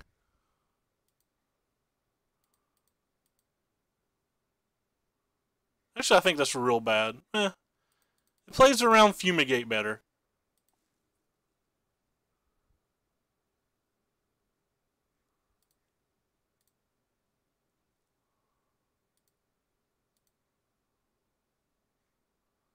I think I'm just going for it. We're attacking for 12?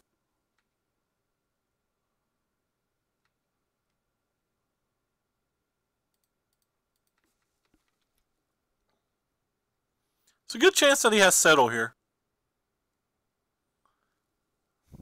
I'm tempted just to let him take it. He has to have something, right? Like, this is 100% getting settled, right? He used a Supreme Will the turn before. Why would you use that Supreme Will if you have a Settle? It just doesn't make sense. Like, that was obviously a greedy attack to me, but like it was a confusing counterspell.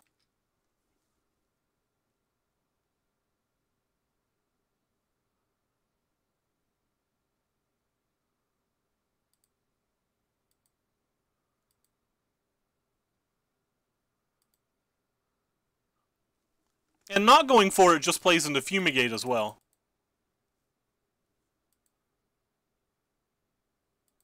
That's fair. Scarab could potentially be something we play. Like, Scarab would have been a lot better this game than the Gear Hulk. Could easily be Scarab. It could just be more Bristling Hydras as well. They could just remove them for the 4th Bristling Hydra and the 4th Blossoming Defense.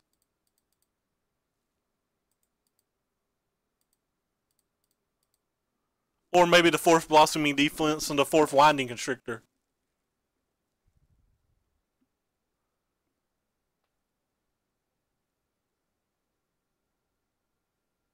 Another Supreme Will, I guess? Like there's a lot of things to consider. Like I said, we're at no means near our end list yet. Like we've got a lot to work on.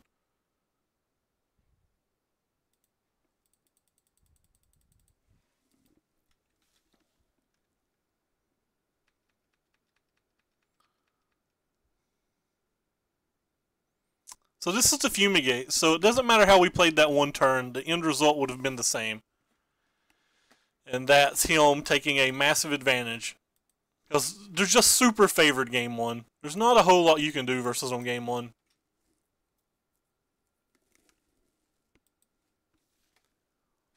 You can sometimes get under them when they've not drawn one of their white wrath effects, but like it's really, really hard for any of that to work in game one.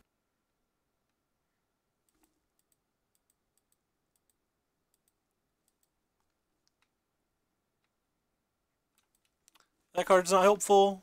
And now they have a Search for Ascanta going, so this game's getting pretty close to not being able to be finished, but we do have 3 Winding Constrictors in the main deck. You could always just like run off a few of them when he doesn't have a removal spell.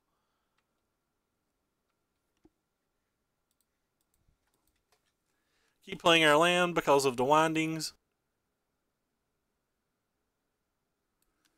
We'll be able to do it for 5 if we draw it. Alright, that should be the nail in the coffin. And he put it on top, so I don't think I could Demonic Tutor and finish this game off from here. Not when he puts on top there from the Glimmer. If he shows us an approach, we'll just move on to the next game. Yeah, the Gearhulks have massively underperformed. And like I said, Scarab God would have been a lot better than Gearhulk this game. Gives us a different avenue in the main deck as well. So we're going to bring in the same cards that we did before. We're not going to mess up this time. We're definitely going to take the Gearhulks out. Goodbye Fatal Pushes. Goodbye Hadana. And goodbye Chupacabra. Actually going to cut 1 Hydra and play the Vraska's Contempt as well. I don't think we want all 4 Hydras. Yeah, well, as soon as he put on top from that Glimmer, we knew it was a bad sign. But, you know, that match is terrible game 1. It's one of the reasons that we play Approach so much. Go ahead and play first. So this hand's fantastic. We'll keep.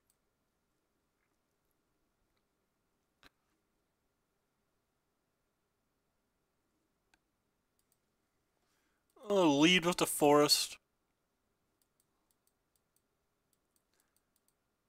Could have led with the Everhub actually, but I think leading with the Forest is better.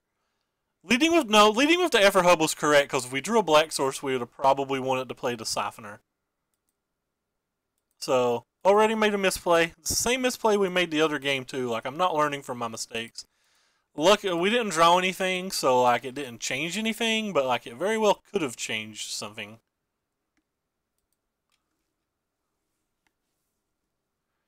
Really want to draw a land or like an Attune or something here.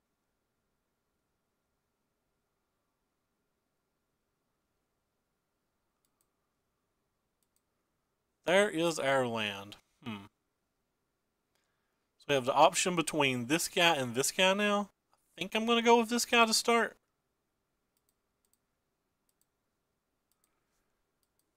We get to draw a card next turn immediately, so I think that's a little bit better.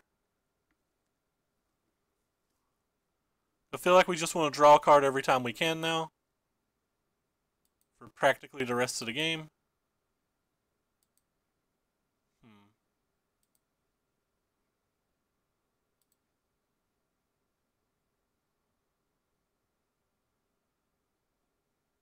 I think I'm going to actually take the green mana here.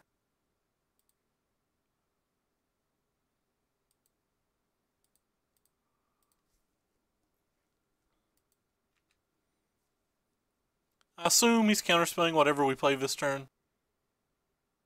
So I'm going to play what's potentially the less good threat in that spot. The least good threat. The less good threat. That's pretty mediocre English skills from the Ray.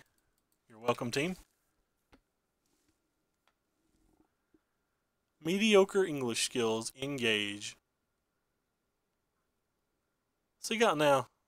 He's got a search. That's kind of weird that he wasn't going to play it.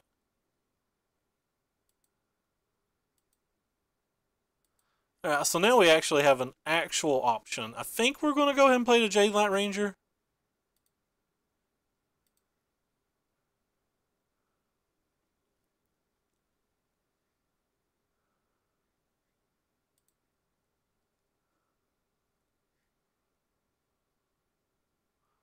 Just put it on the bottom, or in the graveyard. Like, I'm pretty picky. I will take that one, though. I'm pretty picky right now. I just want sideboard cards. I know that card's good, but I pretty much just want sideboard cards. Yeah, Bloodsoon, or Bloodsun's going to do some work. Bloodsun going to give it to you. Bloodsun going to give it to you. Oh, whoa, whoa, whoa. So we have a lot of options on what to do our next turn. A lot of it's going to depend on what our opponent does this turn. It's just a rare. You gotta keep in mind, like, Snapcaster Mage was only $6 when it was standard legal. Alright, so he's probably going to take the Glint. Wow, he didn't take the Glint. Mind blown that he didn't take the Glint. We're going to draw.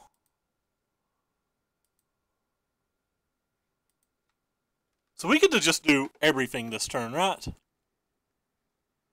So you start with this part.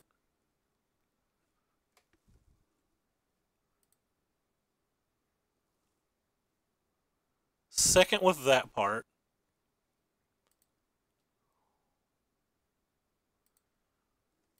Third, we'll go with this and see what's in his hand. Settle, settle, approach. How do we beat settle, settle, approach? I think we just take the approach. Should extend the game long enough that maybe we have a chance.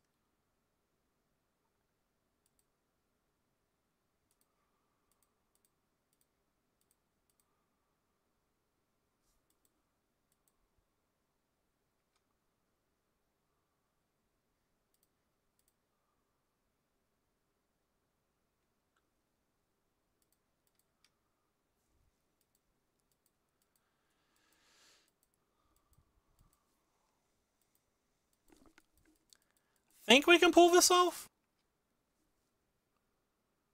Not entirely sure that we can, but I feel like we can.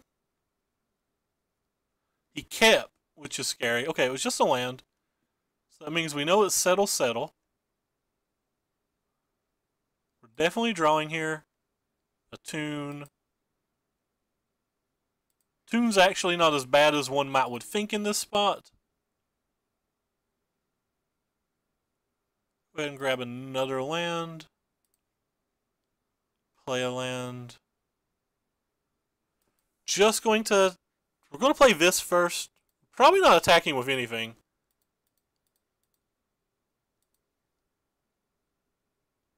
I don't think I'm attacking with anything here.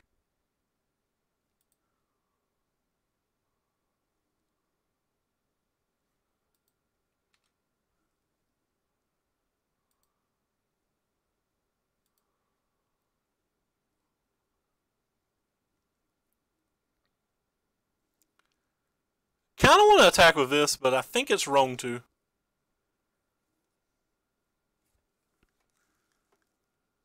The flipping is not a May on this card, unfortunately. So he put another settle in his graveyard. Unfortunately, flipping on that card is not a May. For those wondering why we're not playing the Jade Light Ranger, it's because he has an Ixalan's Binding on Jade Light Ranger. So for anybody who was curious about that, that is why we're making that play. And 1, 2, 3, 4. So 1, 2, 3, 4, 5, 6, 7, 8. So 8's 4 plus 5. That's pretty close to lethal. Yeah, it all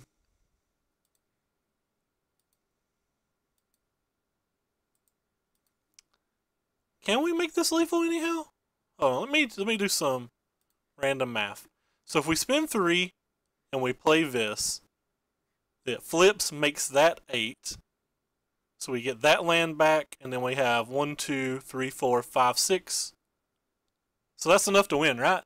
So like we just win, right? I think we just win. Well, I mean, depends on what's in his hand. Feel like we just win?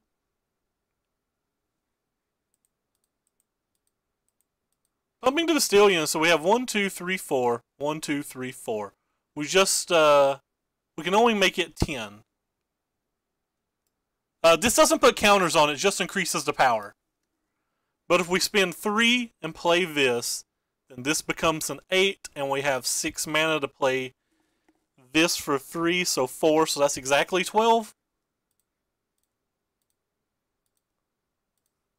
Now, this is, in theory, exactly 12. Well, crap, I have to tap my mana differently. Whatever. I'll tap my mana like this. So, in theory, this is 12.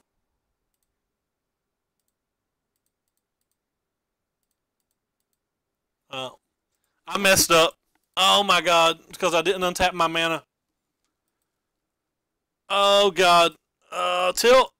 I didn't untap my mana, so now we don't have enough. I'm such a bad Magic player, guys.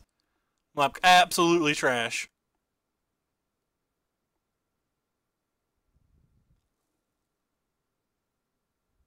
Absolutely trash. Whatever, I'll just play this.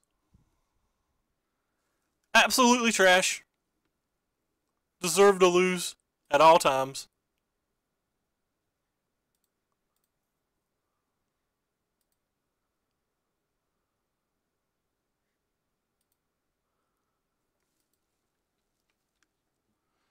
It is, but you can only remove the counters to deal the damage. Anyway, we had a lethal attack this turn if you didn't have a removal spell for this Walking Ballista, but I am a trash Magic player.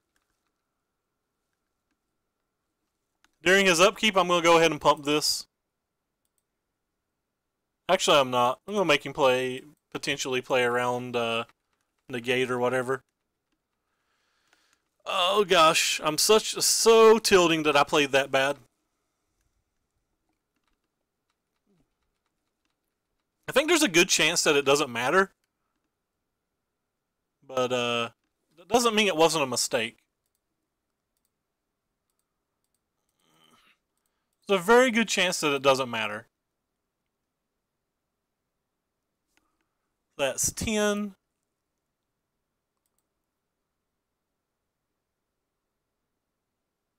Alright. So it didn't matter, but we had to kill last turn if I just tapped better. I don't know what I was thinking. I'm I have no excuse. I'm really bad, really stupid. Really bad, really stupid. But long story short, Hadama's Climb was absolutely insane yet again. The card has overperformed every game. We even drew 2 of it that game, and like it was still useful. That's the first game we've really had Winding Restrictor out and doing tricks as well. So like the deck's built around Winding Constrictor kind of, and like that's the first time we've really got value out of the Winding Constrictor, and we're still 3-0 versus 3 real decks, and we have a chance to win this match. Like we're at least 1-1 in this match. I have to preference that we're 3-0 versus 3 real decks because, you know, this is the first time Rivals is released, so, you know, there's a lot of brewing and stuff that's going on.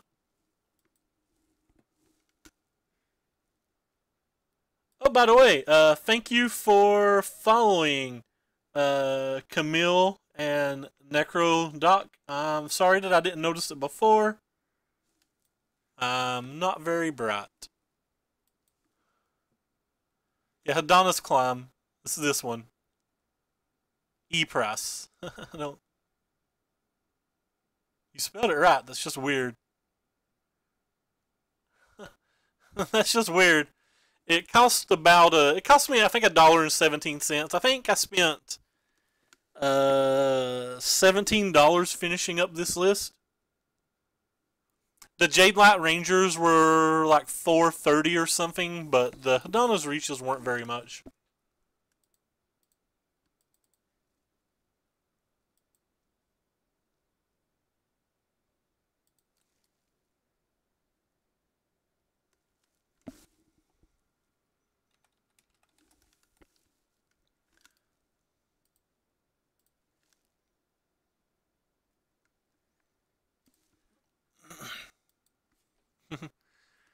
Ain't nobody allowed to buy these. They're too good. They're already banned, so you can't. They're already banned, so there's no price list for any. Nah, definitely wouldn't get a bunch of them, especially till we see what happens with a tune.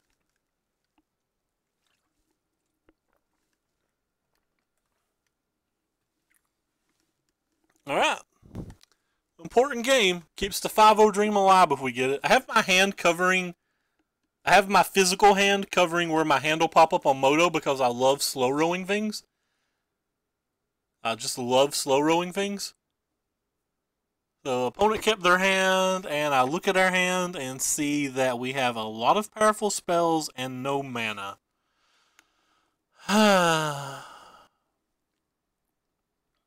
It's a brave man that would keep this hand. A brave man indeed. I'm keeping it. I think these two cards are just too powerful to get rid of this hand. And between Attunes and our 20 other lands, I think, so we have like 24 land drops we can hit. We don't have to have a land till turn 3.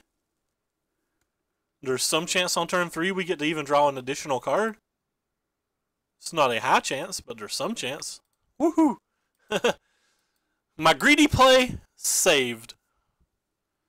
I think I'm playing the Lone Tusk Cub again here. I like leading with the worst threat first, and the Lone Tusk Cub actually can win the game if it's not dealt with, so I think it's a pretty good bait spell. The odder question is, say he counterspells this turn, or kills it. Do I play the Ranger and be efficient with my mana, or do I play the Glint on the following turn? That card is very good. Like, that card's just very, very good. Think I'm going to play the Glint Siphoner? I'm definitely going to play the Glint Siphoner now that we've drawn a dress.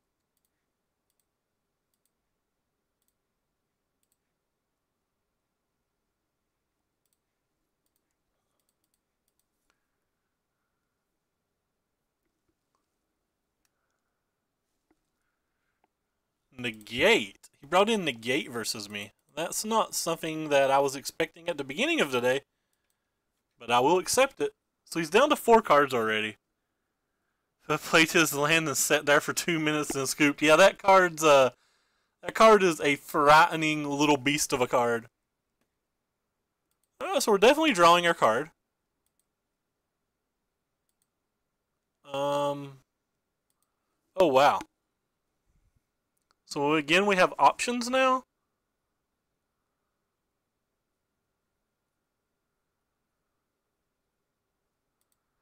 I think we're going to do this one. I'm pretty sure I'm going to get green with this since we have double green spells in our hand already.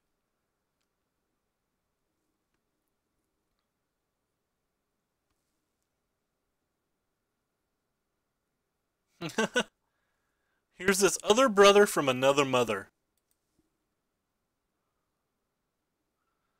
It's be an interesting one for him to throw a negate at, especially considering that we have the Glint Siphoner in play already.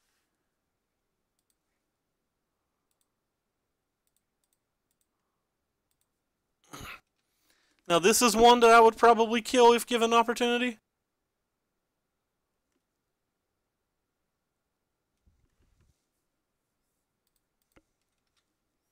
Could settle here. If he does, I think I'll get a blue source. Could just untap and have Fumigate as well, which gives us the opportunity to untap in like Jade Light Ranger and or Scarab if we draw a land. Looks like it is Fumigate. That's unfortunate, but he's down to 3 cards at least. Alright, one time untap land. That's not an untap land at all. Alright. Well, we have 2 chances to draw an untap land.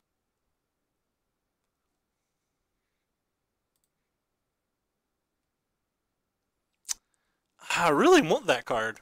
I don't think I can keep that card in this spot, though. I don't think I can keep that card in this spot either. Just gonna have to go with the 4/3.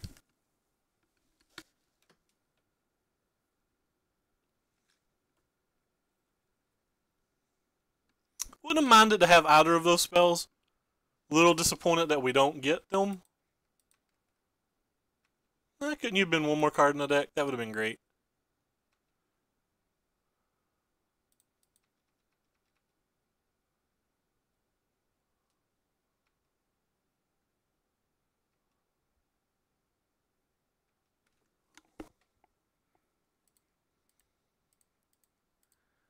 Alright, well, we're just going to go big again.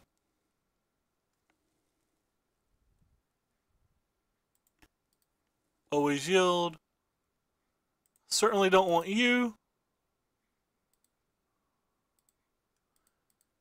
Kind of going a little wide here because I'm trying to encourage him into using a potential Fumigate. If he uses a Fumigate, we get to cast a Verasquez. Or the Scarab. I don't know why I said Verasquez. Alright, well he didn't hit a Fumigate or he wouldn't be making that play. He could just have Approach.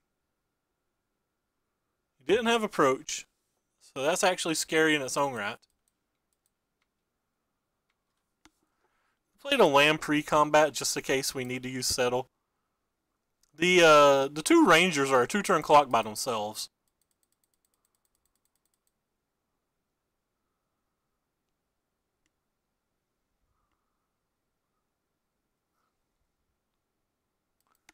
Yep.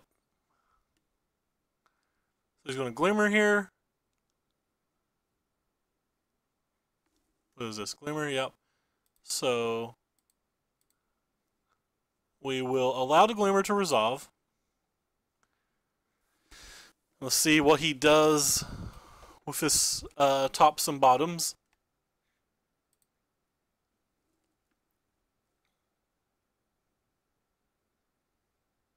It said it's a 2-turn clock, but it's not a 2-turn clock. So he went bottom, bottom. Alright, we'll kill this thing then. There are 7 down to 9.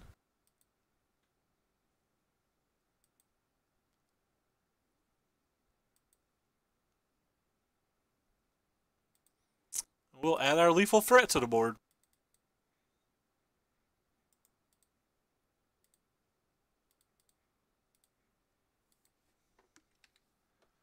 It can give us a lot of things here. It's a good chance that he just has another Fumigate, but if he does, we finally get to jam the Scarab and hope it's enough. If it's just Approach or whatever, it's not the end of the world. Regal Caracal is actually really good. That one's a rough one for us. I think we have to draw the card then.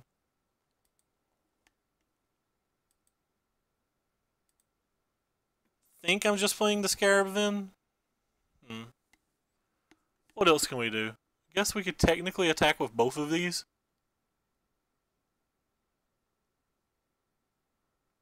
How much do we care if he gains life?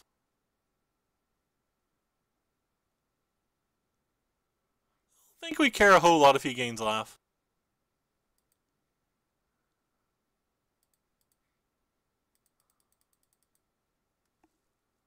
Like, he's going to be able to gain life at some point.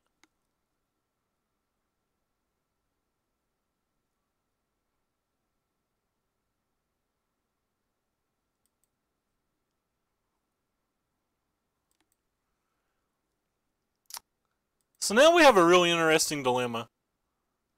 Like, playing the Scarab God is the higher upside play.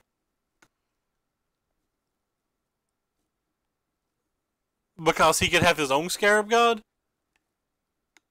But at this point, he almost has to have a counterspell, right? We don't get to draw a card if we play the Scarab. I think I'm just going to play this thing. If he has his own Scarab God, that's really bad for us.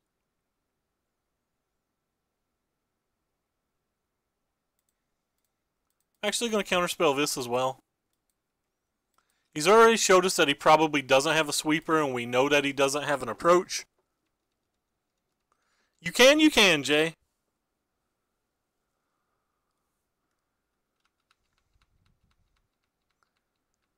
All of the Rivals cards. So in theory, we've not got paired versus one yet. So it's Torrential Gear Hulk. I guess he's going to Fatal Push our dude. Yeah. Alright. Fatal Push our dude, and we're going to try to, hopefully we're going to resolve Scarab.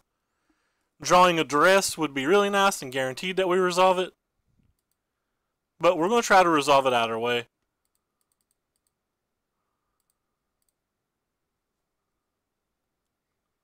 Alright, so we have Scarab in play. And Scarab obviously gives us quite an abundance of options at this point.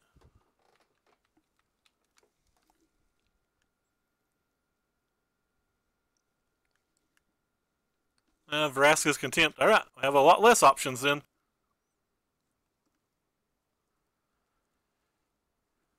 Hadon Must Climb one time? That's not Hadon Must Climb. So we really need to draw our climb.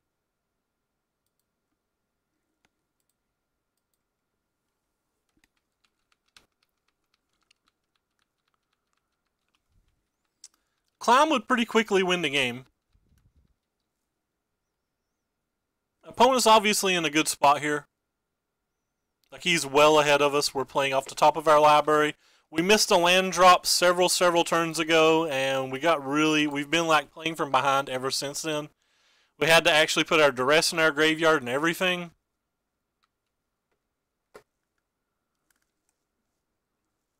Maybe we should have kept that Duress and just not went for the greedy land.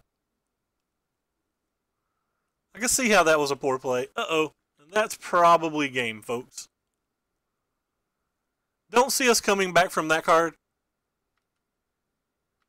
Certainly not when we draw another land. I'm going to keep casting the lands because we do have Winding Constrictors in our deck, and there's some chance that we just draw like Winding Constrictor into Winding Constrictor or whatever. Into Winding Constrictor, into Winding Constrictor. Like, it would take a lot of them, but can't imagine us beating a flipped Search for Azcanta when we're this far behind. If he draws a Search, we probably won't scoop because there's negates in our deck, but we basically can. Like, he's got enough mana to go for it on the end of his next turn. Or, sorry, during his next turn.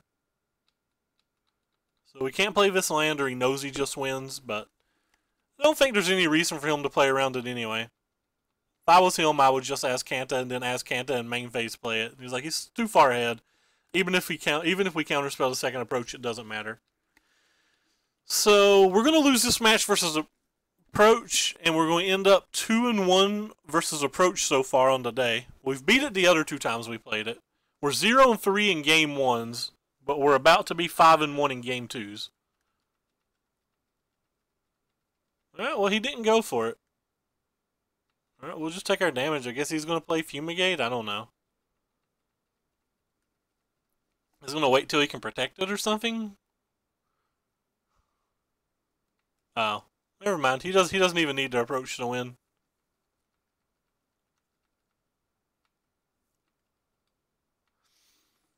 And 4 lands in a row from a fairly even board state as well.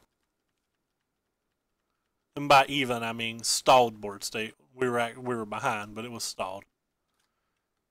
So this is 100% to approach to his hand. No idea whether he'll cast it or not. I'm gonna make him cast it to beat us. I mean, he can beat us without casting it at this point. He can just attack with all of the creatures if he wants.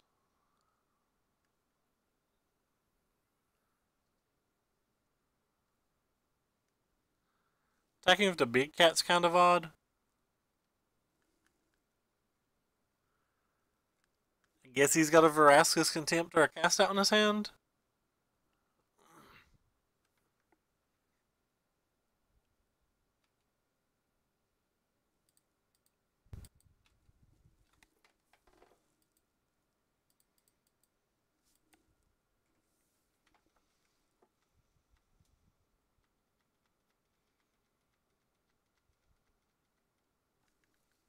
There's no negative to casting approach.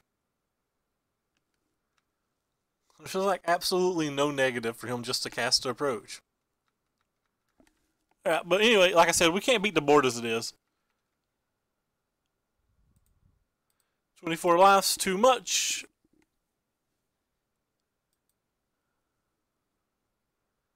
If we'd got that card 3 or 4 turns ago, we had a small window. But anyway, so 3-1. We'll have to see whether we can get to 4-1. Got a lot of changes to make to the list. I wonder if we should be bringing Thrashing in versus that deck. It's irrelevant. This has an irrelevant amount of power. It's good versus Search for Azcanta, and he's had Ixalan's Bindings and Castouts versus this. I think it could be reasonable to bring Bronth in. We'll have to think about it. Anyway, we're on to play for the last round. This hand is very mana heavy, but I think it's good enough to keep even with the mana. It's pretty close to a mulligan.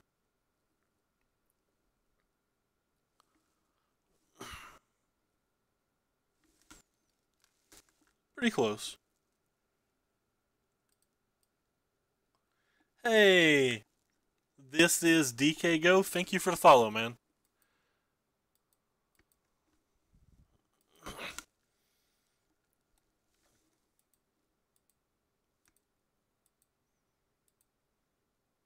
Our opponent kept and put on top, so their hand's probably pretty decent then.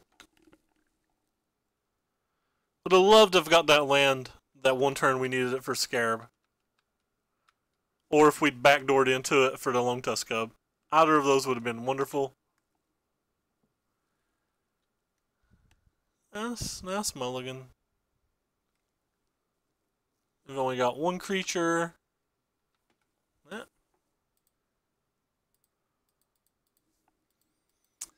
So last game we lose because we miss a land drop for a couple turns, and this game we have 6 on turn 2. That's variance.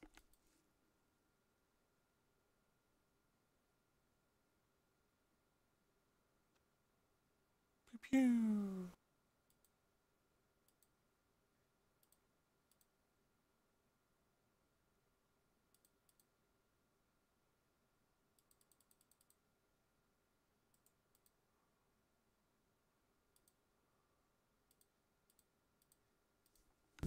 Now, I'd like to draw a Jade Light Ranger right now. That thing would get swole.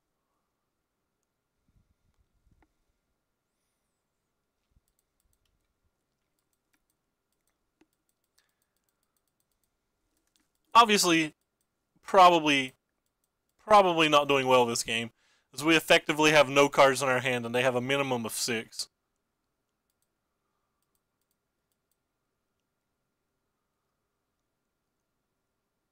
That's not taking into account any potential redraws or anything. I guess they're going to play a 2-drop as well? Or use like a 2-mana removal spell or something? Adonis would be a decent draw here. Pretty much any spell in our deck's a decent draw here.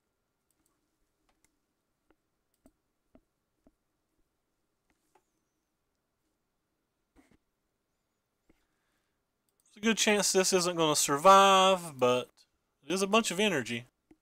We don't really have any energy outlets in this build, though.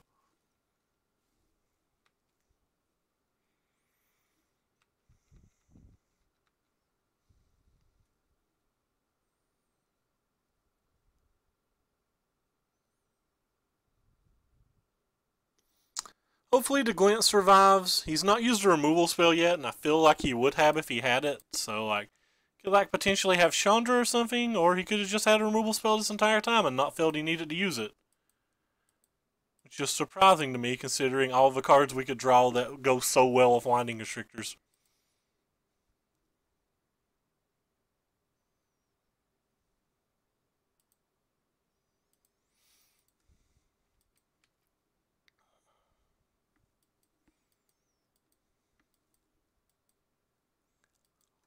Well, we finally drew him. We just didn't draw anything to go with him, though. Gearhulk would be a good draw. We don't really have bad draws anymore. Like I said, every spell in our deck's a pretty good draw from here, other than Attune.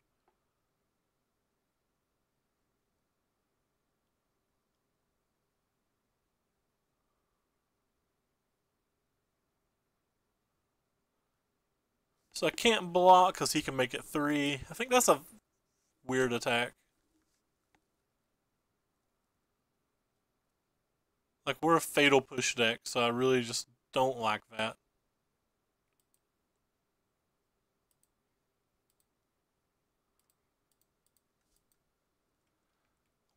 Do do do do do. 11 energies.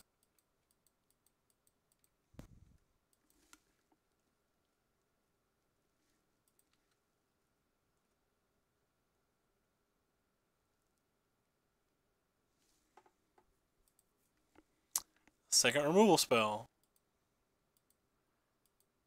Don't think we have any outs. I think we're now too far behind. I think we're officially now too far behind.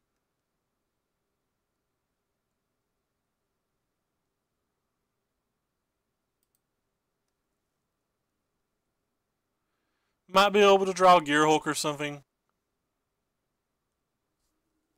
And put big enough blockers out. But like Gearhulk into Gearhulk maybe. I don't think Walking Ballista does anything.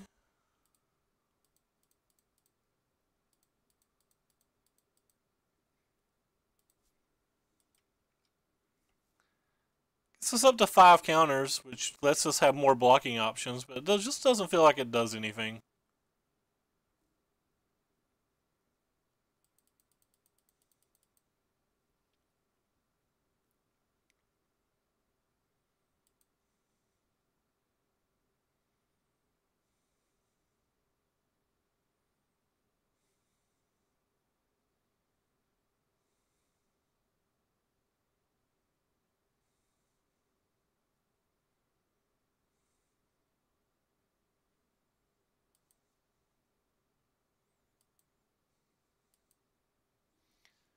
So that's 4 on the Hydra, so we can get up to 7, so we can still double block it. While we still have to chump block the Cub.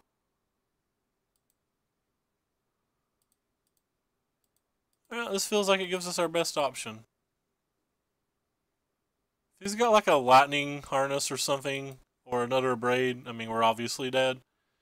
So don't have to worry about anything like that.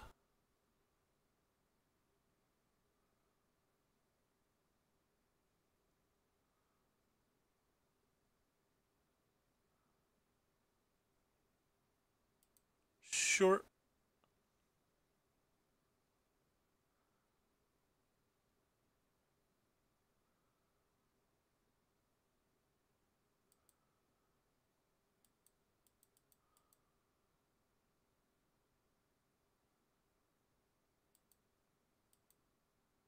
Well, he doesn't have much going on. We could still just draw a removal spell for the Lone Tusk Cub.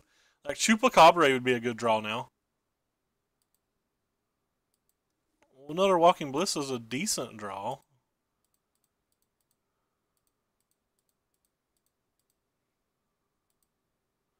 It kills both of those while chump blocking that. Yeah, we're not out of this game. I mean, obviously we're not in a good spot, but we're not out of this game. I wonder if it's ever worth it to attack here. Probably not, because then if he has a removal spell for the Walking Ballista, we just lose on the spot.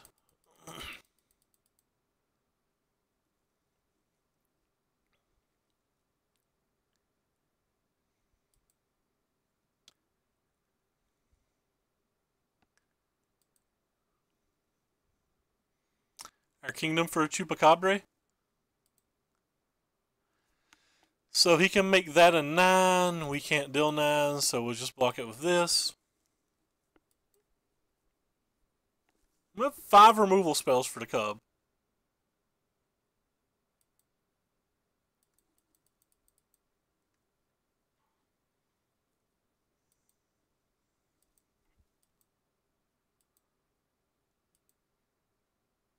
Ooh.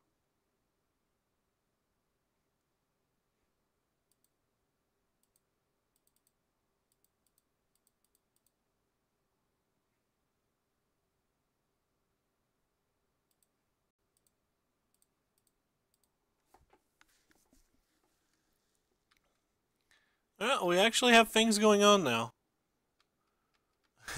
And I didn't discard a 2.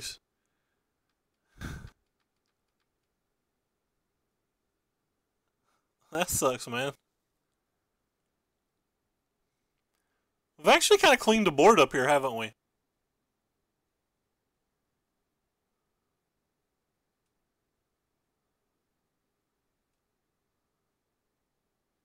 JK, we didn't clean the board up at all. So if we spend 5 energy and make it 7,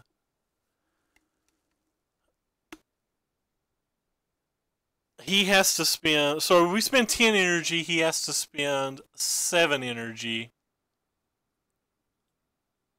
Which puts him at 6, and he can make this a 7, and we still can't kill it at 7. Alright, well, we'll just bank our energy, I guess. And we're chump blocking this turn. Still have a lot of outs to be at an even board.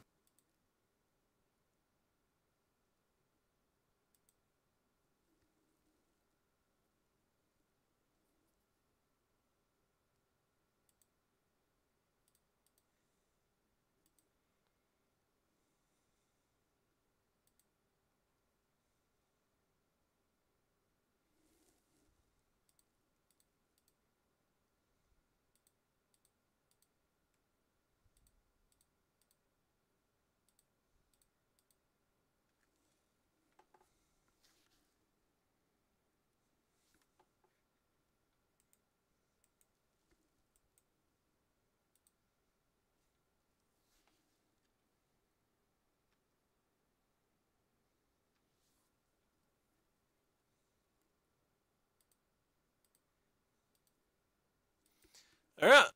One time. Big money, give us one of those 5 removal spells. Eh. It blocks. I guess that's better than nothing.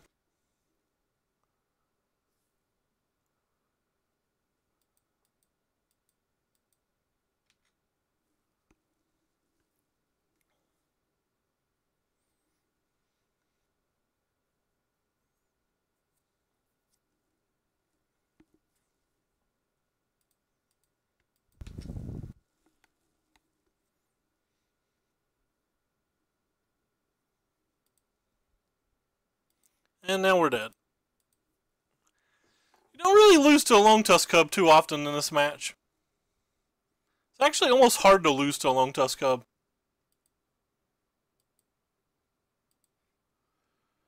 Alright, so they're versus Teamer. They didn't show us anything to make us think that they were an additional color. In general, I still like these 2 cards.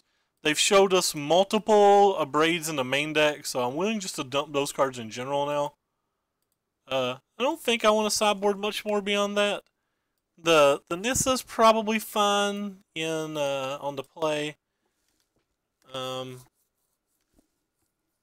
almost want the other Vraska's Contempt, but we don't know which version of the deck they're on. Definitely don't want the Gearhulks versus that many Abrades though. Alright, so we're just gonna send this list and hope.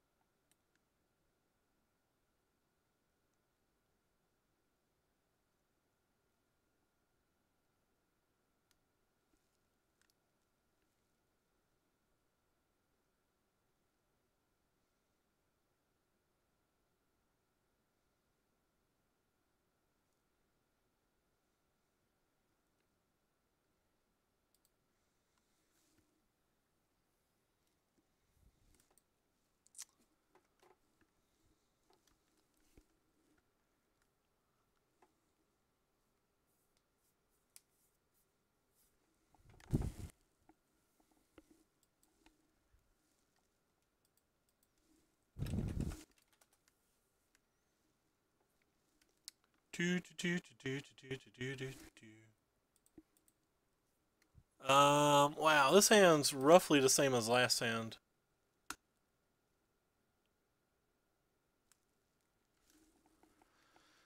I still think it's good enough to keep. I don't know. We struggled the entire last game by being threat light, but we have our lands and we have one decent creature. I think I'm supposed to keep this hand. It's really hard to decide.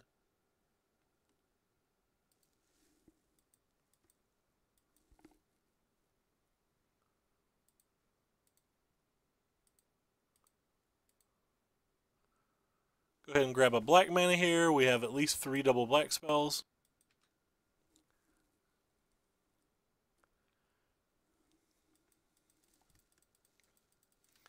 Maybe these hands are too greedy. Maybe I was supposed to mulligan both of these draws.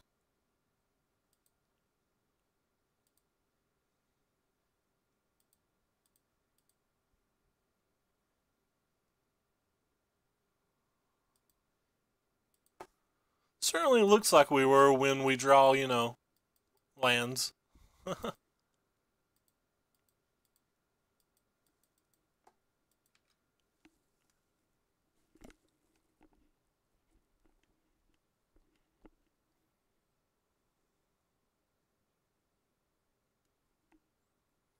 Effectively 1 card in our hand now?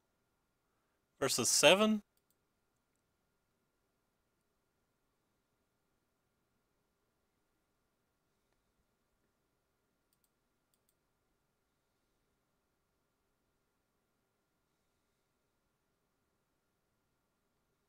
I have magma spray? What's that?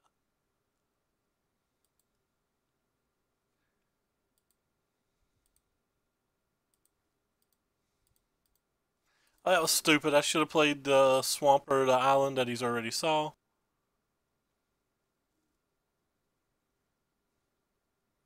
Definitely don't want that. And another land. Cool.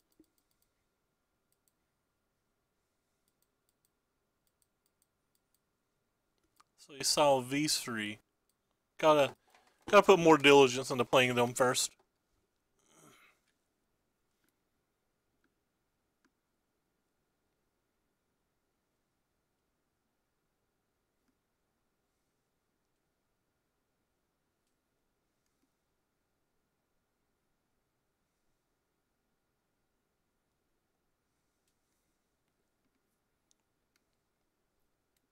Oh, cool. Using a removal spell.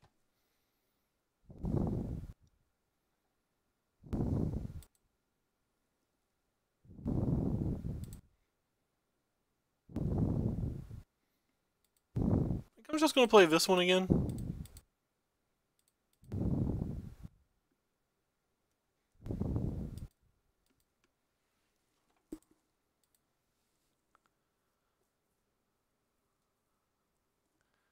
Nissa. Huh. I think I'm actually willing to keep Nissa.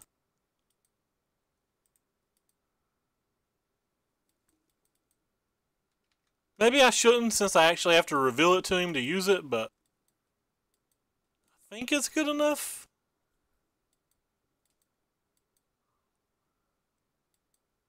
It's obviously really bad versus Glorybringer, so maybe this was really bad in general.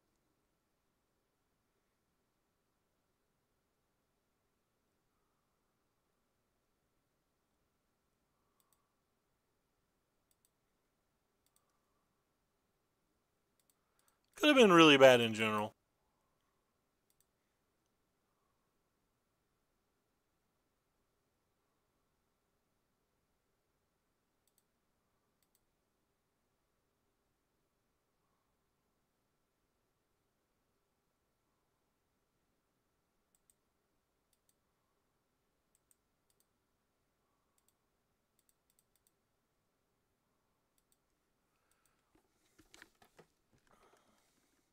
Alright, Brahim. Don't play anything sweet.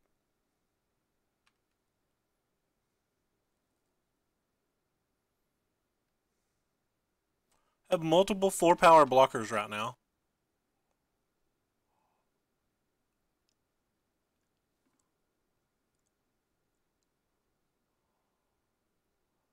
Is it the Glory? Or is it the Scarab? Nah, it's the Glorybringer. Worst case scenario. The opponent didn't even have to try hard to beat us. I just don't think we can keep these big land draws like this. Like, we lost really easy to this draw.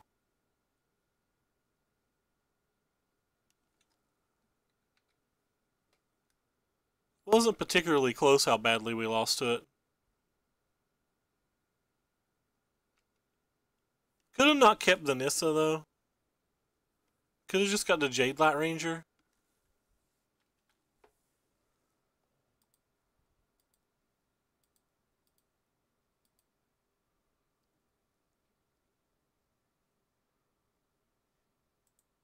Need better than that. That doesn't do anything either.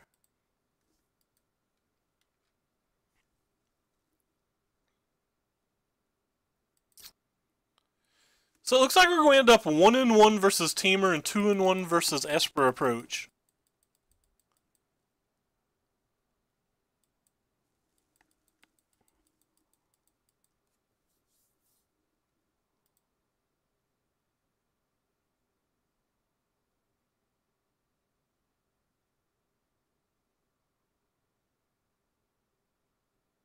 Confiscation coup. Yeah.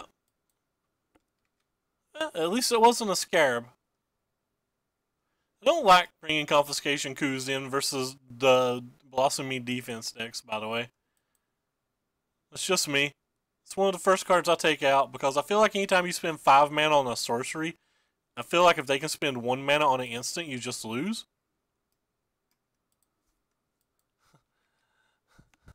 Observe.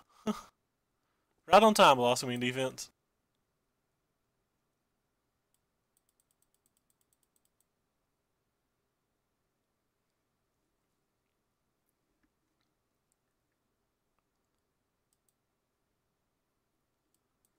Not sure how good the Jade Light Rangers have been today.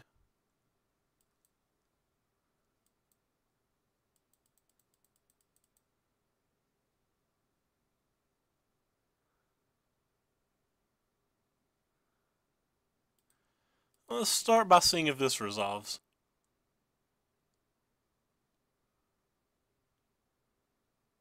If it doesn't resolve, we're obviously just dead.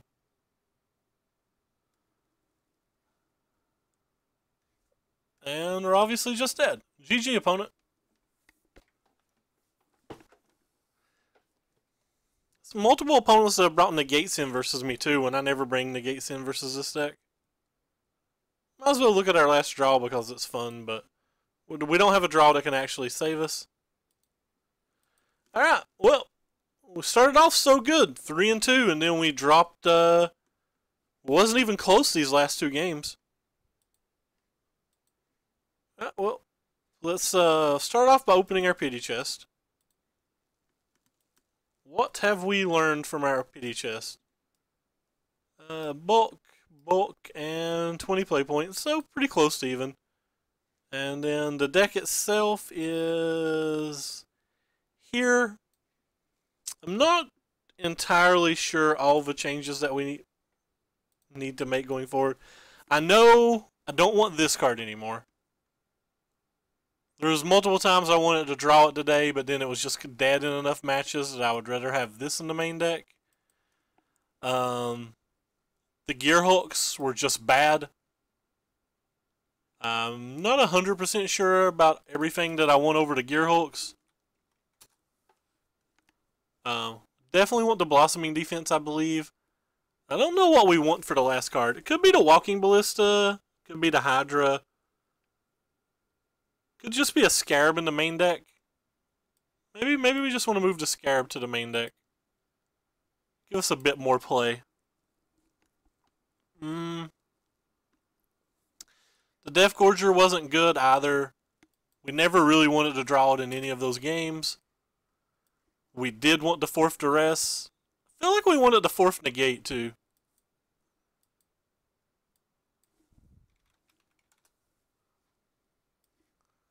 I feel like those matches are just important enough to need that stuff. Any other faults? Need another sideboard card. Didn't get to play versus red, so I don't know how weak we are or are not versus the red decks yet. So maybe we'll want the 2 mana deal 2 gain 2.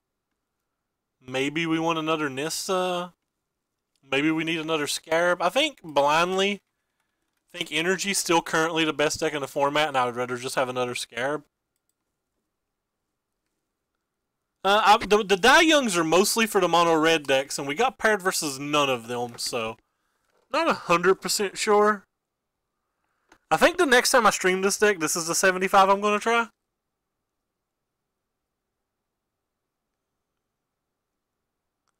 I could just want more lands, too. We are on a 20 land build, and we struggled with lands the entire night. I feel like maybe I just want the 21st land. I just don't want that in the main deck, and I want the 21st land. I thought we were playing 22 land for some reason. I've somehow cut a land and didn't realize I was cutting a land. I think we at least want 21. There's a chance that we want 23. I think 23 is what I played in my last build, right? So our last builds had 21 and 22.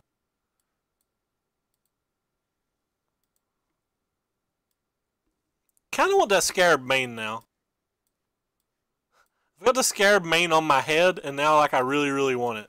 So like missing those land drops wasn't as unlucky as I thought then. I was just wrong this entire time. I think I want the forest more than I want the other colors though. I have the theory that Jade Light Ranger's just better, especially when we're playing Kadama's Climb, Constrictor, and at the time Gearhulk, but we've cut Gearhulk now, so maybe we want to go back to Rogue Refiner. Maybe we want some number of Rogue Refiners. I just really think this card's very good. The Double Explorer is really nice. And like it's got a lot of synergy with some of the other cards in our deck. I also do expect that a Toon's going to get banned, and when a Toon gets banned, we're probably removing all the blue cards. But like I don't feel like I can just play 10. I don't think I can play 10 or 11 3-drops, and I just feel like Ranger's better in this build, but that could be wrong. Maybe I'm not actually sure. Anyway, we're going to find somebody to host, and we're going to hop out of here.